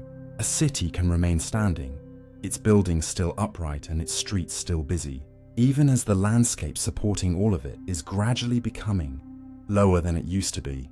Some mountains are still growing faster than they are, eroding. Some mountains are not finished structures left behind by an ancient geological past. They are still being pushed upward while rivers, glaciers, landslides, and weather are simultaneously trying to tear them down. Mountain ranges form where forces within Earth deform the crust, and in places where tectonic plates continue to converge, that deformation is happening today. The Himalayas provide one of the clearest examples. The Indian plate continues moving toward Eurasia, compressing and thickening the crust along the collision zone. Rock is folded, faulted, buried, and forced upward, producing what geologists call uplift, or, more precisely in many studies, rock uplift. At the same time, erosion attacks the rising landscape from above. Rivers cut deep valleys. Glaciers grind mountain slopes. Freezing water opens fractures. Landslides remove entire sections of rock, and rainfall carries sediment toward the plains. A mountain range therefore exists in a constant competition between processes that raise rock and processes that remove it. If erosion removes material as fast as tectonics pushes rock upward, average topography can remain surprisingly stable, even while enormous quantities of crust are moving through the system. But in some actively deforming regions, uplift can temporarily outpace erosion, allowing parts of the landscape to gain elevation or become steeper. This does not mean every famous summit grows taller by a predictable amount each year. Measuring mountain growth is more complicated because several processes overlap. Tectonic uplift can raise the crust, erosion can lower the surface, earthquakes can shift blocks suddenly, glaciers can add or remove weight, and even the removal of rock by erosion can cause deeper crust to rebound upward through isostatic adjustment. Imagine pressing a heavy object into a floating platform and then removing some of that weight. The platform rises. Earth's crust can respond in a broadly similar way. When erosion strips enormous masses of rock from a mountain range, the lighter crust can rise somewhat in response, meaning erosion can paradoxically help expose deeper rocks and contribute to continued uplift even while it lowers the surface. Rivers are especially powerful participants in this system. A rapidly rising mountain can steepen river channels, increasing their ability to cut downward and transport sediment. In turn, deep river incision can destabilize valley walls and trigger more landslides, accelerating erosion. In some regions, this creates a rough balance in which tectonic forces continually raise rock, while erosion continually removes it. In others, the balance shifts and topography grows. Geologists reconstruct these histories using GPS measurements, dated river terraces, minerals that record how quickly buried rocks approach the surface, sediment carried out of mountain belts, and changes preserved along active faults. The result is a very different picture from the idea of mountains as permanent monuments. A mountain range is closer to a temporary shape produced by competing rates. Its rocks can be rising while its summit is eroding. Its valleys can deepen while the crust beneath them thickens. One slope can be losing material while another block is lifted during an earthquake. Even a range that appears unchanged during your lifetime may be undergoing a geological struggle measured in millimeters each year, but expressed over millions of years as kilometers of relief. So when you look at a high mountain and imagine that its shape was completed long ago, you may actually be looking at unfinished terrain. The forces building it have not necessarily stopped, and in some places they are still winning, at least for now, against everything trying to bring the mountain back down. A large glacier can make the ground tremble without an earthquake. A glacier can shake the ground hard enough for seismometers hundreds or even thousands of kilometers away to notice, even though no tectonic fault has broken beneath it. These events are known as icequakes, or, in their largest forms, glacial earthquakes, and they reveal that a glacier is far less quiet than the frozen landscape you see from a distance. Ice is constantly under stress as gravity pulls a glacier downhill. Fractures open within it. Meltwater changes the pressure beneath it, and enormous sections at the front eventually detach into the ocean. Each of those processes can produce vibrations, but some of the strongest seismic signals occur when gigantic icebergs break from marine terminating glaciers and begin to overturn. Studies in Greenland have shown that full thickness calving events can generate long-period seismic waves, resembling earthquakes closely enough to be detected by regional and even global seismic networks. The mechanism is not simply the sound of ice cracking. When a block of ice hundreds of meters thick separates from a glacier, its enormous mass can rotate, scrape against the fjord bottom, accelerate through the water, or push violently against the remaining glacier. Those forces are transferred into the ground and generate seismic waves. At Alaska's Yahtse Glacier, synchronized cameras and seismometers showed that much of the strongest seismic energy during calving came from the iceberg's interaction with the sea after detachment, including impact, rapid deceleration, buoyant motion, and violent movement of water around the falling ice. Other observations at Greenland's Jakobshavn Glacier have recorded low-frequency seismic signals produced as enormous icebergs calved and capsized, demonstrating how the movement of ice at the surface can create vibrations that propagate through solid Earth. Smaller icequakes happen for other reasons as well. Cracks can suddenly propagate through stressed ice. Sections of a glacier can slip along the bed beneath them, and changing water pressure can alter how easily the glacier slides. Scientists therefore use seismic instruments almost like stethoscopes for glaciers. Instead of relying only on satellite images or occasional photographs, they can listen continuously to vibrations and learn when calving events occur, where fractures are forming, and how glacier motion changes through the seasons. At some Alaskan glaciers, researchers have successfully used seismic signals to track the timing and approximate size of iceberg calving events over long periods. The important distinction is that these are not ordinary earthquakes generated by tectonic plates suddenly slipping along faults. Their energy comes from the motion and failure of ice, and from the enormous forces created when that ice interacts with rock and water. Yet the ground does not care whether the force originated kilometers beneath the crust or at the edge of a glacier. If enough energy is transferred into it, seismic waves will travel outward. This changes the way a glacier feels in your imagination. What appears to be a silent mass slowly creeping through a valley is actually cracking, flexing, sliding, collapsing, and occasionally striking the planet hard enough to make Earth itself vibrate. A glacier does not need molten rock beneath it, or a fault line splitting open to make the ground tremble. Sometimes, a mountain of ice only needs to move. The deepest parts of the ocean can make metal behave differently under pressure. Lower a piece of metal into the deepest ocean, and it does not suddenly crumple like foil. But the pressure surrounding it can subtly change the way that metal deforms, cracks, corrodes, and eventually fails. At the surface, metal structures experience roughly atmospheric pressure on their exterior, descend thousands of meters, and seawater presses inward from every direction with tens of millions of pascals of pressure, reaching more than 100 megapascals near the deepest trenches. The effect is called hydrostatic pressure, and because it acts from all sides, it is very different from simply placing a heavy object on top of a metal plate. One of its most interesting effects appears in fracture behavior. Cracks tend to grow when tensile stress pulls their surfaces apart, but strong surrounding pressure pushes those surfaces together. Classic experiments on metals under pressures comparable to, and even greater than, those found in the deep ocean showed that hydrostatic pressure can make crack propagation more difficult and can shift some metals toward more ductile behavior rather than brittle fracture. This does not mean deep-sea pressure magically strengthens every metal. Real structures are far more complicated because pressure acts on their geometry as well as on the microscopic behavior of the material. A hollow submarine hull, for example, contains air at relatively low pressure, while seawater pushes inward from outside. The hull must resist enormous compressive forces, and small imperfections, welds, openings, or changes in thickness can concentrate stress.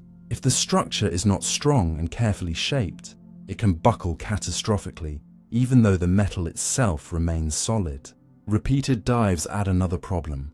Each descent increases external pressure and each ascent removes it, creating loading cycles that can gradually contribute to fatigue in pressure hulls, particularly around welded regions and other stress concentrations. Research on deep submergence vehicles therefore evaluates not only whether a metal survives one dive, but how repeated pressure cycles affect the lifetime of the entire structure. Seawater adds yet another layer because deep ocean metal is not exposed to pressure alone. It is surrounded by cold, salty water containing dissolved chemicals, and hydrostatic pressure can influence corrosion processes at the metal-water interface. Studies of steels in simulated deep-sea conditions have found that increased pressure can alter corrosion products, ion transport, pitting, and stress corrosion cracking, meaning the environment can change not only how a metal carries mechanical loads, but also how its surface deteriorates over time. The pressure itself compresses ordinary solid metals only slightly because their atoms are already packed closely together.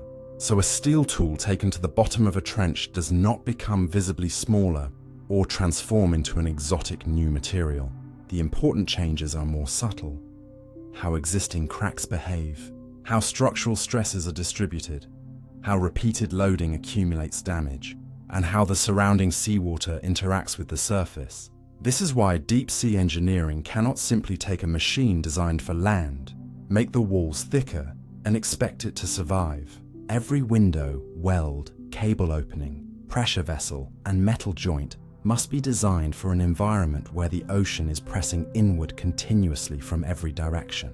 To you, a metal shell may look identical at the surface and 11 kilometers below it, but at that depth, the forces acting through it are completely different.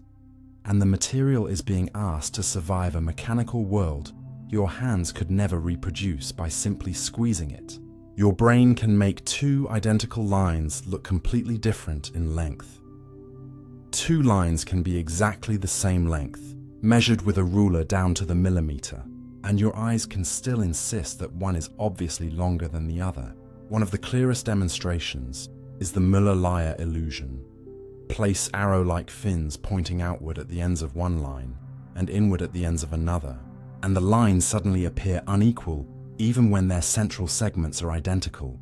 Nothing has happened to the lines themselves. The difference emerges from the way your visual system interprets context.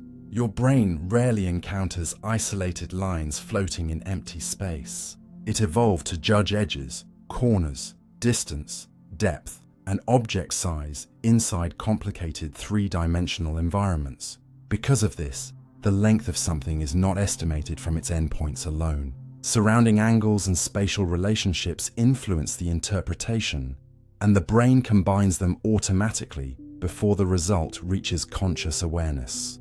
Several explanations have been proposed for exactly why the Müller-Lyer illusion is so powerful. One influential idea is that the angled fins resemble perspective cues found in corners and edges, encouraging the visual system to interpret one arrangement as more distant than another and compensate for apparent distance. Other research suggests that lower-level visual mechanisms, including the way nearby contours interact and how the brain estimates the positions of endpoints, also contribute. The important point is that there is probably no single tiny mistake responsible for the effect. Your perception of length is the product of several processes working together, and the surrounding geometry alters that calculation. What makes the illusion especially revealing is that knowing the truth usually does not destroy it. You can measure the lines yourself, place them on top of each other, and understand perfectly that they match, yet when you look again, they may still appear different. Your conscious knowledge has changed, but the automatic visual machinery producing the impression continues doing its job. This separation between knowing and seeing tells you something important about perception. Your brain does not wait for conscious reasoning before deciding what a scene looks like. Much of that interpretation happens earlier, quickly and automatically, because in normal life speed is usually more valuable than mathematical perfection. Similar context effects influence how large objects appear, how far apart things seem, and how shapes are interpreted when surrounded by other forms. Designers, architects, artists, and even engineers have long learned that visual appearance can depart from physical measurement in predictable ways. Yet the illusion is not evidence that your eyes are generally unreliable. The same contextual processing that occasionally misleads you is what helps you navigate a world filled with perspective, overlapping objects, changing distances, and incomplete information. The strange lesson is subtler. Measurement and perception are answering different questions. A ruler asks how far apart two endpoints are. Your visual system asks what those endpoints probably mean inside the entire scene. Usually those answers agree. Sometimes they do not. And when two identical lines look stubbornly unequal even after you know the truth, you are watching your brain reveal that what feels like simple seeing is actually interpretation happening faster than thought. Your brain can make silence feel like it contains a sound. True silence does not always feel empty, because when the outside world grows quiet enough, your auditory system begins revealing sounds that were normally hidden beneath everything else. Your ears and brain never simply switch off when no obvious sound is present. Hair cells in the inner ear, auditory nerves, and networks throughout the brain maintain ongoing activity, and the nervous system is constantly distinguishing meaningful signals from background noise. During ordinary life, conversation, traffic, wind, appliances, and countless small environmental sounds mask much of that internal activity. Enter a very quiet room, however, and the balance changes. With fewer external signals competing for attention, sensations that were previously buried can become surprisingly noticeable. You may hear a faint high-pitched tone, a soft hiss, pulsing, or other subtle auditory impressions, even though there is no matching sound source in the room. Some of what you notice may be genuinely physical and internal. Blood moving through vessels near the ear, tiny movements associated with muscles, breathing, swallowing, or other sounds produced by your own body. But the auditory system itself can also contribute. Neural activity contains spontaneous fluctuations, even in the absence of external stimulation, and the brain normally filters most of them away. When external sound becomes extremely weak, that filtering problem changes. The brain is a prediction-oriented system that is constantly searching for patterns, and ambiguous activity can sometimes be interpreted as something sound-like rather than as nothing at all. This is one reason quiet environments can make mild tinnitus suddenly become obvious. A person may spend the entire day unaware of a faint ringing because environmental sound masks it, then notice it immediately after lying down in a silent bedroom. Tinnitus is not one single condition and can have many causes, so hearing a brief faint tone in quiet does not automatically mean something is medically wrong. The broader principle is that auditory perception depends not only on what enters the ear, but also on how strongly the nervous system amplifies, filters, and interprets incoming activity. Your brain can adjust its sensitivity depending on the environment, somewhat like increasing the gain on a microphone when a recording becomes too quiet. Higher sensitivity can help you detect weak real sounds, but it can also make the system's own background activity more noticeable. Extreme quiet, therefore, does not necessarily produce the peaceful absence you imagine. People in highly sound-absorbing environments often become aware of their heartbeat, breathing, joints, or subtle internal noises, precisely because ordinary external masking has disappeared. The room may be acoustically quieter than almost anywhere they have experienced, yet subjectively, it can feel unexpectedly full. This reveals an important difference between physical silence and perceived silence. Physical silence concerns how little acoustic energy exists in the environment. Perceived silence depends on what your auditory system delivers to awareness. Those two things do not have to match perfectly. You do not hear the world as a passive microphone recording whatever pressure waves happen to arrive. You hear a nervous system continuously deciding what deserves to become sound. And when the environment offers almost nothing, the machinery doing the listening can become part of what you hear. A cloudless sky can still contain more water than you imagine. A perfectly blue sky can look completely dry while holding an enormous amount of invisible water above your head. The reason is that clouds are only one visible stage of atmospheric water, not the water itself. Even when no cloud can be seen, the air can contain large quantities of water vapor, individual water molecules mixed invisibly among nitrogen, oxygen, and the other gases of the atmosphere. You cannot see this vapor because isolated water molecules do not scatter visible light strongly enough to form the bright white structures you recognize as clouds. A cloud appears only when enough water vapor cools and condenses onto tiny airborne particles, creating countless microscopic droplets or ice crystals that interact strongly with light. Before that condensation happens, the moisture can remain completely transparent. Meteorologists describe the total amount of water vapor contained in a vertical column of atmosphere using measurements such as precipitable water. Imagine collecting every molecule of water vapor in the air directly above 1 square meter of ground and condensing all of it into liquid.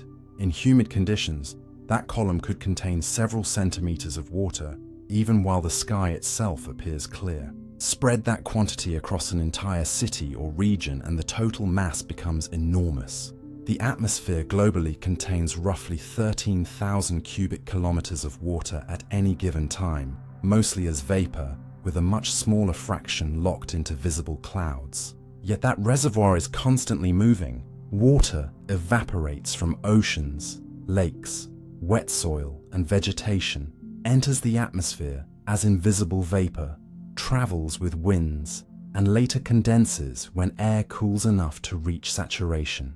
This is why a clear morning can become cloudy later without new water somehow arriving from nowhere.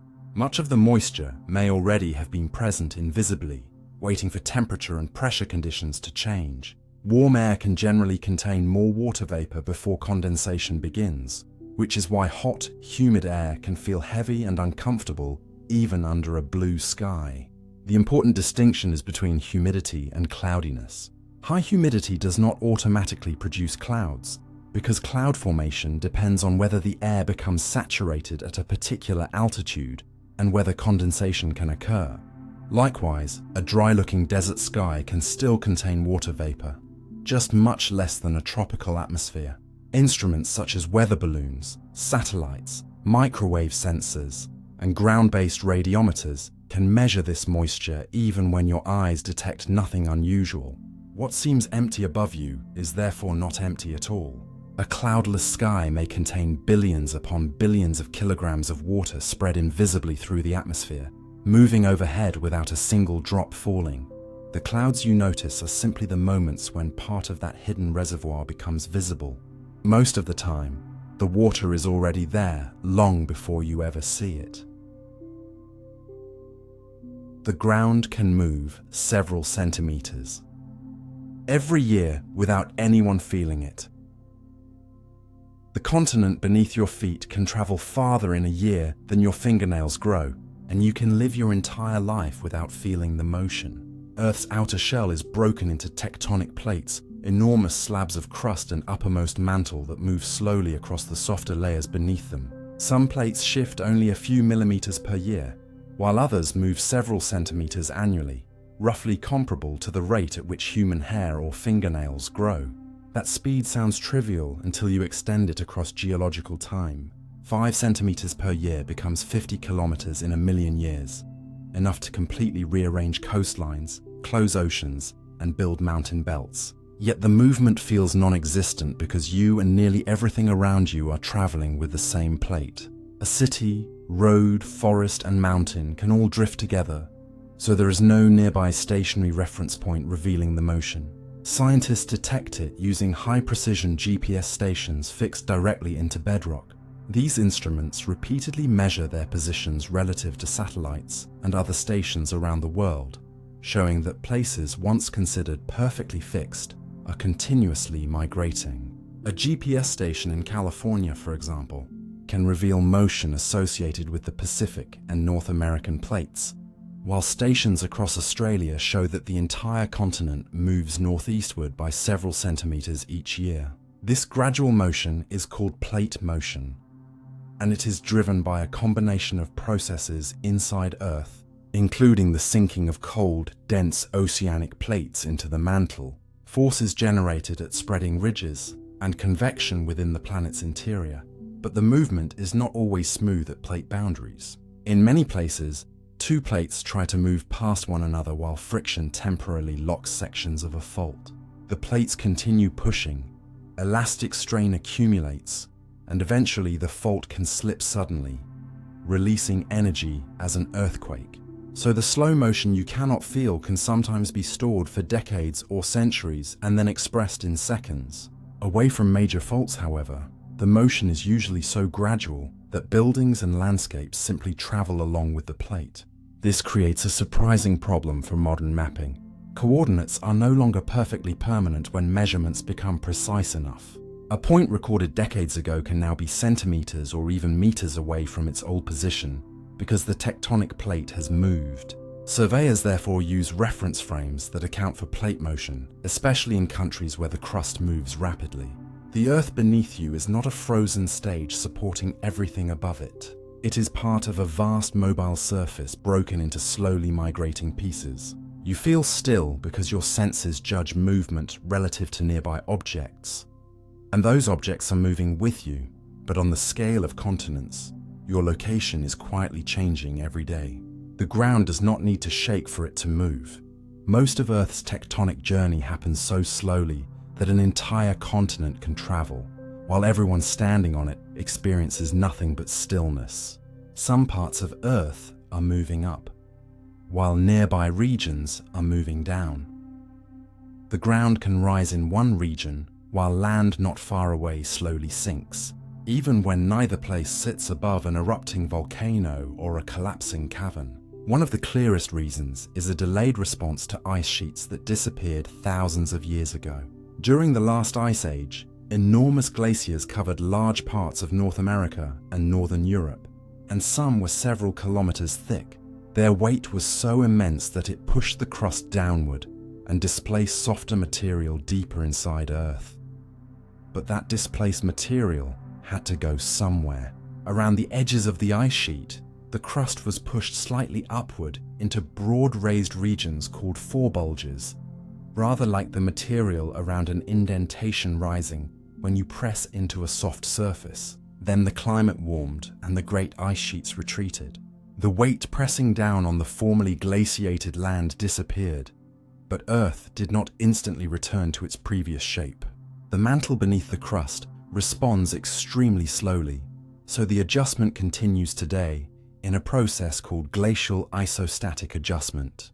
Regions that once carried the greatest load are still rebounding upward, while some areas that formed the old peripheral bulge are moving downward as that bulge gradually collapses. USGS observations describe exactly this pattern in eastern North America. Land north of the former Laurentide ice sheet margin continues to rebound, while areas immediately south of that historical margin experience subsidence associated with the collapse of the old forebulge. The motion is slow by human standards, but remarkably persistent. Modern satellite navigation stations and other geodetic instruments can measure vertical changes of only millimeters per year, revealing a planet whose surface is still responding to events that happened before cities, written language, or agriculture existed in their modern forms. In parts of Scandinavia, where the former ice load was especially large, land continues emerging from the sea as rebound lifts the crust. Around Finland's Gulf of Bothnia, the effect is strong enough that new dry ground continually appears along some coastlines as the land rises relative to the water. The process also changes how scientists interpret sea level measurements. If the ocean remains at the same absolute height while the land rises, local sea level appears to fall. If the land sinks, the same ocean appears to rise faster relative to the coast. This means two coastal communities can experience different rates of relative sea level change, partly because the ground beneath them is moving in opposite directions. NASA geodetic measurements have documented uplift exceeding 10 millimeters per year in parts of southern Alaska, while other regions, including former forebulge areas around the Chesapeake Bay, experience downward motion of several millimeters per year. None of this requires the crust to behave like a liquid on the surface. The solid outer layers remain strong enough to support mountains and cities, while the deeper Earth slowly redistributes mass over enormous timescales. And that makes the phenomenon easy to miss. You may spend your entire life in one town and never notice that its elevation is changing Relative to Earth's center, buildings remain upright, roads still meet, and the horizon looks unchanged. Yet precision instruments can reveal that one part of a continent is quietly climbing, while another is settling downward, both responding to the memory of vanished ice. A glacier can disappear from the landscape for 10,000 years, and Earth can still be adjusting to the weight it once carried. The surface beneath you is therefore not simply shaped by what is happening now. In some places, it is still moving in response to a world that no longer exists. The ocean can produce sounds, powerful enough to travel thousands of kilometers. Sound released in the right part of the deep ocean can cross distances so enormous that it may be detected on the opposite side of an ocean basin. This is possible not simply because underwater sounds are extraordinarily loud, but because the ocean contains a natural acoustic pathway known as the SOFAR channel, short for sound fixing and ranging. Sound already behaves differently underwater than it does in air. It travels much faster through seawater, but its exact speed changes with temperature, pressure, and salinity. Near the surface, temperature often decreases as you descend, causing sound speed to decrease. Go deeper, and temperature becomes more stable, while increasing pressure begins pushing sound speed upward again. Between these effects lies a depth where sound travels comparatively slowly. When low-frequency sound moves away from this region, its path bends back toward the zone of lower sound speed. Instead of simply spreading upward to the surface or downward toward the seafloor and rapidly losing energy, part of the sound becomes repeatedly refracted back toward this deep channel. Noah explains that this natural waveguide allows sound to travel hundreds or even thousands of miles with surprisingly little loss compared with ordinary propagation. Scientists dramatically demonstrated the effect during the Second World War. In one early experiment, an explosive charge was lowered to the appropriate depth near the Bahamas, and the resulting low-frequency signal was detected roughly 900 miles away. That discovery eventually led researchers to understand that a hydrophone placed near the sound channel axis could listen to events occurring at extraordinary distances. The modern ocean is filled with signals using these same physical pathways. Underwater earthquakes can transfer energy into the sea and create acoustic waves that enter the channel and propagate far beyond the original disturbance. Submarine volcanic activity, collapsing seafloor material, ships, industrial machinery, and marine animals all contribute to the ocean's acoustic environment. NOAA's long-range hydrophone systems have used the SOFAR channel to detect waterborne seismic signals precisely because these acoustic waves can travel more efficiently through the oceanic waveguide than some seismic energy travels through solid Earth. Whales take advantage of the same environment without needing to understand its physics. Low-frequency calls from large whales can travel immense distances, giving animals a communication system suited to a world where vision becomes nearly useless after a relatively short distance. Noah notes that low-frequency sounds can sometimes cross entire ocean basins, which helps explain why sound is so central to communication, navigation, feeding, and social behavior for many marine animals. Yet the SOFAR channel is not a magical tunnel in which every sound travels forever. High-frequency sounds lose energy more rapidly. Ocean conditions vary with location and season, and the seafloor, islands, currents, and changing water layers can alter or interrupt propagation. The remarkable distances are produced by the combination of suitable frequencies, source strength, and the unusual way the ocean bends sound. That distinction matters because the most surprising feature is not necessarily how violently the sound began, but how efficiently the ocean can preserve it.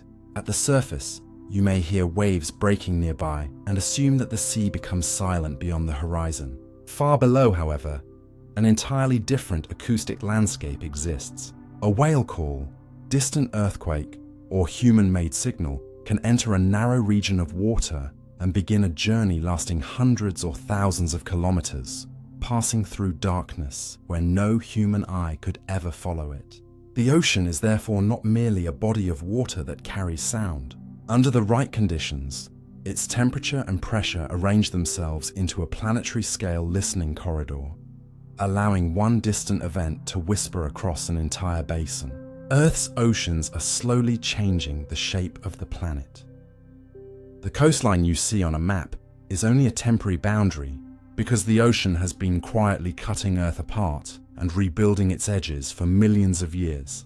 Water may feel soft in your hands, but when waves, currents, sediment and gravity work without interruption across geological time, they become some of the most powerful sculptors on the planet. Every wave that reaches a rocky coast transfers energy into cracks and weaknesses in the stone. Air and water are forced into those openings. Fragments loosen and cliffs gradually retreat. Stones caught in the surf strike against one another and against the coastline, becoming smaller and smoother while helping grind the shore around them. Yet erosion is only half of what the ocean does. The material removed from one place does not simply disappear. Rivers deliver enormous quantities of sand, mud, and dissolved minerals to the sea, while waves and coastal currents redistribute that sediment along shorelines. Sand removed from one beach can be carried kilometers away and deposited somewhere else, creating spits, barrier islands, tidal flats, and new stretches of coast. Farther offshore, sediment can accumulate on continental shelves until gravity eventually sends part of it downward through submarine canyons in dense underwater flows called turbidity currents. These events can transport sediment hundreds of kilometers across the deep seafloor, slowly building enormous submarine fans that are hidden from anyone looking down from the surface. The ocean therefore changes Earth not only horizontally by moving coastlines, but vertically, by removing mass from some regions and depositing it in others. Coral reefs add another extraordinary mechanism. Tiny organisms extract materials from seawater and build calcium carbonate skeletons, and generation after generation can create structures so large that they alter coastlines and even form islands.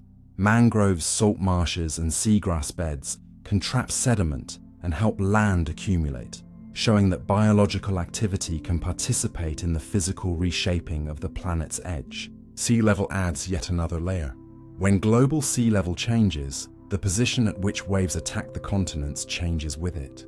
During ice ages, when enormous amounts of water are stored on land as ice, sea level falls and continental shelves become exposed. When that ice melts, the ocean advances inland again, flooding valleys and creating new bays, estuaries, and coastlines. This means the boundary between continent and ocean has repeatedly migrated across distances far greater than any modern beach. Even beneath the water, the ocean continues altering the shape of Earth through chemical weathering, sediment movement, and the constant rearrangement of material along the seafloor. None of these processes requires the planet to change dramatically in a single human lifetime. A cliff retreating a few centimeters each year can move hundreds of meters over thousands of years. A river delta receiving sediment season after season can eventually extend far into the sea. An island can shrink, grow, migrate, or disappear, depending on the balance between erosion, deposition, sea level, and biological construction. The map you inherit therefore feels permanent only because your life is short compared with the processes drawing it. Oceans are not simply filling low places in a finished planet.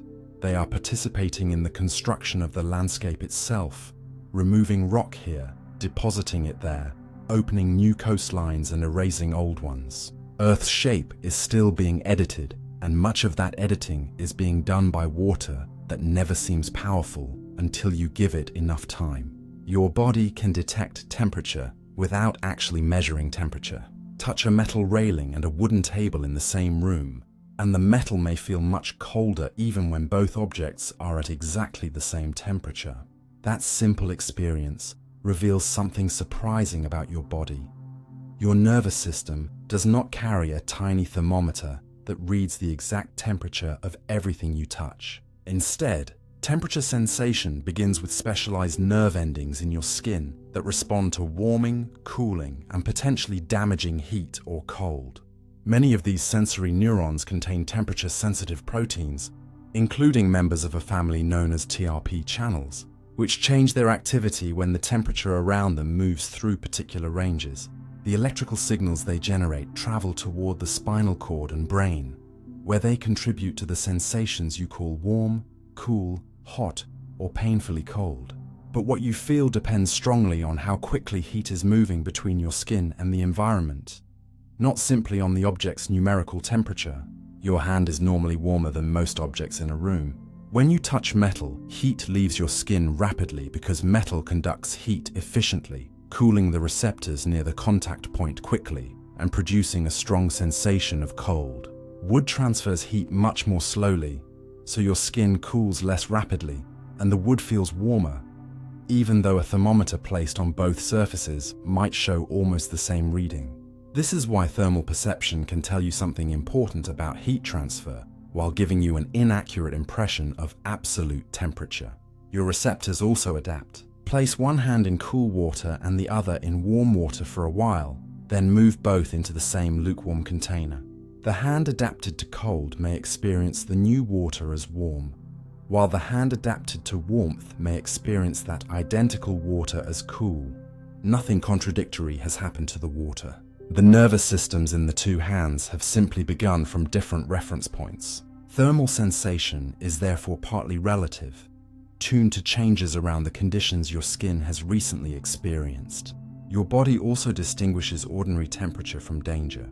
As heat or cold becomes extreme, additional sensory pathways associated with pain become strongly active, warning you that tissue may be damaged. This is useful because survival does not require your brain to know that a surface is exactly 47 degrees. It needs to know whether conditions are changing, whether heat is entering or leaving the body, and whether contact is becoming dangerous enough to demand withdrawal.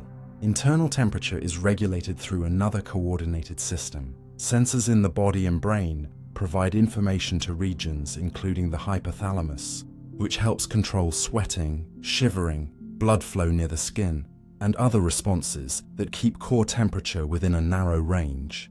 Yet even here, the system works through biological signals and feedback, rather than by consulting a conscious numerical display. That is why feeling cold does not necessarily mean your core body temperature has fallen substantially. A sudden cold wind can cool the skin and make you feel intensely chilly, while your deeper tissues remain carefully regulated. The opposite can happen in a hot environment, where warm skin produces discomfort long before dangerous internal overheating occurs. Temperature, as you experience it, is therefore not a direct copy of a number existing outside you. It is an interpretation of heat moving through living tissue, filtered through receptors that adapt to recent conditions and prioritize change and danger. Your body does not need to know the exact temperature of the world. It needs to know what that world is doing to you. And every time a piece of metal feels colder than the wood beside it, your skin is quietly reminding you of the difference. A single tree can move hundreds of liters of water into the air in one day. A large tree on a hot summer day can quietly move more water into the atmosphere than you might use in several showers, all without pumping, pouring, or visibly releasing a single stream. The process is called transpiration, and it begins underground, where roots absorb water from the soil and move it into the tree's vascular system. From there, the water travels upward through microscopic tubes called xylem, sometimes climbing tens of meters against gravity before reaching the leaves. The remarkable part is that the tree does not need a mechanical pump in the way your heart pumps blood. Much of the upward movement is driven by evaporation itself. Tiny pores on leaf surfaces, called stomata, open to allow carbon dioxide to enter for photosynthesis, but when they open, water vapor escapes at the same time. As water evaporates from cells inside the leaves, it creates tension in the continuous columns of water inside the xylem, effectively pulling more water upward from below. Because water molecules attract one another, this column can remain connected from roots to canopy, allowing evaporation high in the tree to help draw water from soil far beneath it. In a large, actively growing tree with a broad canopy, warm temperatures, abundant soil moisture, and dry moving air, the total amount released can reach hundreds of liters in a single day. The exact amount varies enormously with species, tree size, season, humidity, wind, soil conditions, and sunlight, so not every tree moves that much every day. A small tree during cool weather may release only a fraction of that amount, while a mature tree under favorable conditions can transpire at a scale that seems almost impossible when you look at its dry bark. This water is not wasted. Evaporation removes heat from the leaves, helping prevent them from overheating in strong sunlight, while the upward stream also transports dissolved minerals from the roots toward growing tissues. The process connects the biology of the tree directly to the atmosphere around it. A single tree contributes moisture to the air immediately above its canopy, and an entire forest multiplies that exchange across millions of leaves. You already encountered how forests can recycle water regionally, but the mechanism becomes more astonishing when you shrink the view down to one organism. Each leaf is acting as a tiny regulated gateway between liquid water inside the plant and invisible vapor outside it. The stomata do not remain permanently open. When water becomes scarce, the tree can close them to reduce loss, but doing so also restricts carbon dioxide intake and can slow photosynthesis. The tree is therefore constantly balancing two needs that pull in opposite directions: conserving water and acquiring the carbon needed to build new tissue. During drought, that balance can become a matter of survival. During humid, well-watered conditions, transpiration can continue at a much greater rate. You may stand beneath a tree and feel shade cooling your skin, assuming the relief comes only from blocked sunlight, but part of the cooling can come from water changing from liquid to vapor in and around the canopy. The tree is quietly transferring energy as well as water. What looks like a fixed object rooted permanently in one place is actually an active hydraulic system connecting soil to sky. Water enters unseen through fine roots, climbs through wood, reaches leaves suspended high above you, and then disappears into the atmosphere molecule by molecule. By evening, hundreds of liters may have passed through a large tree without ever collecting in a visible pool. You see a trunk, branches, and leaves. Physically, you are also looking at a living pathway through which the landscape is continuously sending water back into the air. A tiny change in air pressure can move entire weather systems across continents. The air above one region can be only slightly higher in pressure than the air hundreds of kilometers away. Yet that small difference is enough to help set enormous masses of atmosphere in motion. Air pressure is simply the force created by the weight and movement of the atmosphere, and at first, the differences shown on a weather map can look unimpressive. Perhaps only a few tens of hectopascals separate a broad high-pressure region from a deep low. Compared with the total pressure of the atmosphere, that difference is relatively small. But the atmosphere responds not to the absolute number alone. It responds to how pressure changes across distance. This is called the pressure gradient force. Air accelerates from regions of higher pressure toward regions of lower pressure, and the steeper that pressure difference becomes over a given distance, the stronger the initial push. If Earth did not rotate, winds would tend to flow much more directly across those pressure differences. But because the planet is rotating, moving air is deflected by the Coriolis effect, turning large-scale winds so that they often circulate around pressure systems rather than rushing straight toward their centers. In the northern hemisphere, winds tend to circulate counterclockwise around lows and clockwise around highs, with the directions reversed in the southern hemisphere. Friction near the ground modifies the pattern further, while higher in the atmosphere winds can flow rapidly along broad pressure and temperature boundaries. This is where entire weather systems begin to travel. A low-pressure system is not simply a blob being pushed across a map like an object on a table. It is an evolving structure embedded within larger atmospheric currents. The jet stream, a fast ribbon of wind several kilometers above the surface, can steer storms across oceans and continents, while patterns of high and low pressure guide where warm air, cold air, moisture, and clouds are transported. A relatively subtle change in the pressure field can alter wind direction over a huge region, redirecting moisture from an ocean toward land, or allowing cold air to spill southward from higher latitudes. Because air is continuous, those small gradients act across enormous volumes. Imagine a weak slope extending across an entire continent. It does not need to be steep to influence everything moving along it. Weather behaves similarly. A pressure difference that seems tiny at one weather station can become dynamically powerful when it extends for hundreds or thousands of kilometers. This is also why closely packed pressure contours on a weather map often indicate stronger winds. The atmosphere is being asked to change pressure rapidly over a short distance, so the force driving the air is stronger. Widely spaced contours usually mean a gentler gradient and lighter winds. The pressure pattern is never acting alone, however. Temperature differences help create and reshape pressure fields. Water vapor releases heat when it condenses. Mountains redirect airflow, and the ocean supplies both moisture and energy. A storm crossing a continent is therefore the visible result of many processes interacting, not a simple response to one number on a barometer. Still, pressure provides one of the clearest ways to understand why the air moves at all. Your body barely notices a change of a few hectopascals. A glass on your table does not move. Buildings remain standing. Yet across the atmosphere, that same difference can help organize winds strong enough to transport clouds, shift fronts, and carry a low-pressure system from one side of a continent to the other.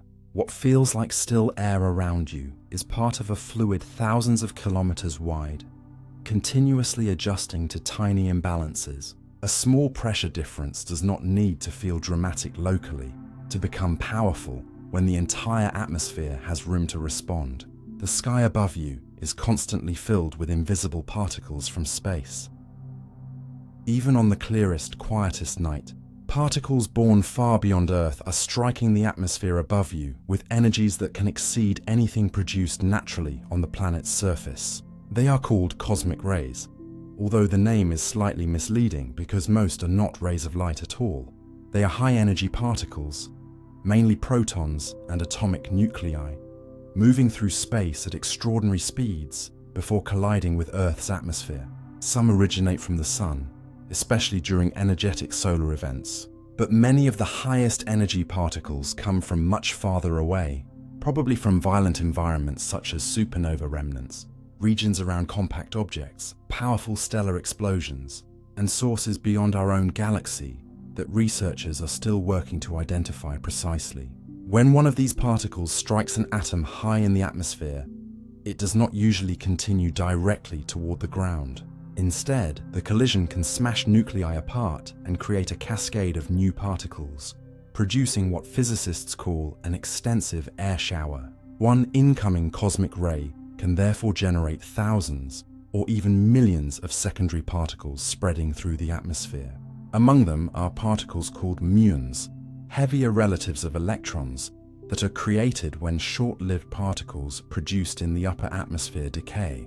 Muons can travel surprisingly far before disappearing, and many reach sea level, passing through buildings and even through your body without you noticing. Hundreds can cross an area roughly the size of your body every minute, depending on altitude and geometry. Yet they almost never cause a sensation because individual particle interactions are far too small for your nervous system to detect. Cosmic ray detectors can reveal what your senses cannot. In a cloud chamber, charged particles leave delicate trails as they ionize vapor, allowing you to watch invisible visitors from space draw temporary lines through the air. Large observatories use arrays of detectors spread across enormous areas to reconstruct the direction and energy of the most powerful cosmic rays by measuring the particle showers they create.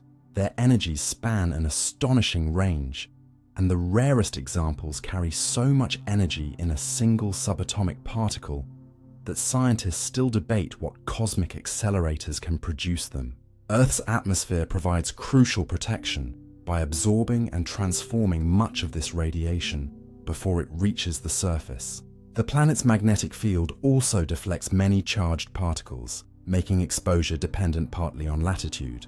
This is why radiation levels generally increase when you travel to high altitude. There is less atmosphere above you to absorb the particle shower. Airline crews and frequent high-altitude travelers therefore receive more cosmic radiation than people who spend most of their lives near sea level. And astronauts outside much of Earth's atmospheric protection face a much more significant radiation environment. Cosmic rays also affect technology. When energetic particles strike electronic components, they can occasionally flip a bit in computer memory or interfere with sensitive detectors, which is one reason spacecraft electronics are designed with radiation in mind. Yet cosmic rays are not simply a hazard. They are also scientific messengers. Because their properties reflect the environments that accelerated them, researchers use them to study some of the most energetic processes in the universe. They even create rare isotopes in Earth's atmosphere that can later be used to reconstruct aspects of the past. So the apparently empty blue sky above you is constantly hosting collisions that began with particles traveling through interstellar or even intergalactic space. You cannot see their arrival, hear their impact, or feel the muons quietly passing through you. But the bombardment never stops. At this very moment, the atmosphere is functioning as an enormous invisible particle detector, turning visitors from distant cosmic events into cascades that spread above your head and sometimes continue all the way down to the ground beneath your feet. Your body is constantly replacing parts of itself, while you still feel like the same person. The body you woke up in this morning is already exchanging pieces of itself with the world, yet your sense of being the same person remains almost perfectly continuous. The popular claim that your entire body is replaced every 7 years is not scientifically correct, because different tissues have radically different lifetimes, and some cells can remain with you for decades, or potentially most of your life. The true story is far more interesting. Your body is a mosaic of structures turning over at very different speeds. The lining of your intestine lives in an especially demanding environment, exposed to digestive chemicals, friction, microorganisms, and food. So many intestinal epithelial cells are replaced within only a few days. Skin follows a slower cycle. New cells form in deeper layers of the epidermis, gradually move toward the surface, change as they travel, and are eventually shed into the environment. You lose enormous numbers of these cells without ever noticing the individual departures. Your blood is another constantly changing population. Red blood cells circulate for roughly 4 months before aging cells are removed, mainly by the spleen and liver, while bone marrow continuously produces replacements. Many immune cells can have much shorter or much longer lives depending on their type, and whether they have been activated. Cells in the liver can persist for substantial periods, yet retain a remarkable capacity to divide when tissue must be restored. Fat cells are not simply permanent storage bags either. Research suggests their population turns over slowly across years, even when a person's total amount of body fat remains fairly stable. Other parts of you are dramatically more persistent. Many neurons in the cerebral cortex are thought to last for most or all of a person's lifetime, which means parts of the brain processing these words may contain cells that have been with you since very early life. The lenses inside your eyes preserve proteins produced when you were young, adding new layers over time rather than simply replacing everything. Even inside long-lived cells, however, stability does not mean chemical stillness. Proteins are constantly being built and dismantled. Cell membranes are repaired. DNA damage is monitored. Mitochondria divide and are removed.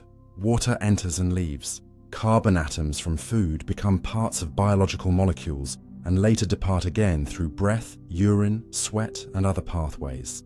Your body is therefore less like a statue made once and preserved, and more like an organized pattern sustained by continuous material exchange. The structure remains recognizable while many of its ingredients come and go. This creates an unusually deep question about what you mean when you say, "my body." If some of its cells last days, others months, others decades, and the molecules inside even persistent cells are continually turning over, then personal continuity cannot depend on keeping exactly the same physical material forever. Your heartbeat remains yours even though the blood moving through the chambers is replaced. Your face remains recognizable even as surface cells are shed. Memories can persist while many of the molecules participating in the neural machinery supporting them are renewed. Biological identity seems to depend less on preserving every component than on preserving organization, relationships, stored information, and continuous processes through change. A flame provides a rough analogy. The molecules entering and leaving it are constantly different. Yet the pattern can remain recognizable as long as the process continues. You are vastly more complicated than a flame, of course. Because living systems actively repair themselves, regulate their internal conditions, reproduce cells, preserve genetic information, and maintain networks capable of memory and consciousness. But the central idea remains unsettling and beautiful. Staying alive does not mean resisting change completely. It requires controlled change every moment. Pieces of you are being discarded, rebuilt, recycled, and replaced, while your experience flows forward without obvious interruption.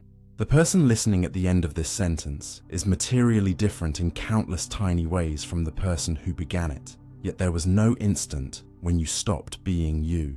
Perhaps that is one of biology's quietest lessons. Continuity does not always mean remaining unchanged. Sometimes it means changing so carefully that the pattern survives.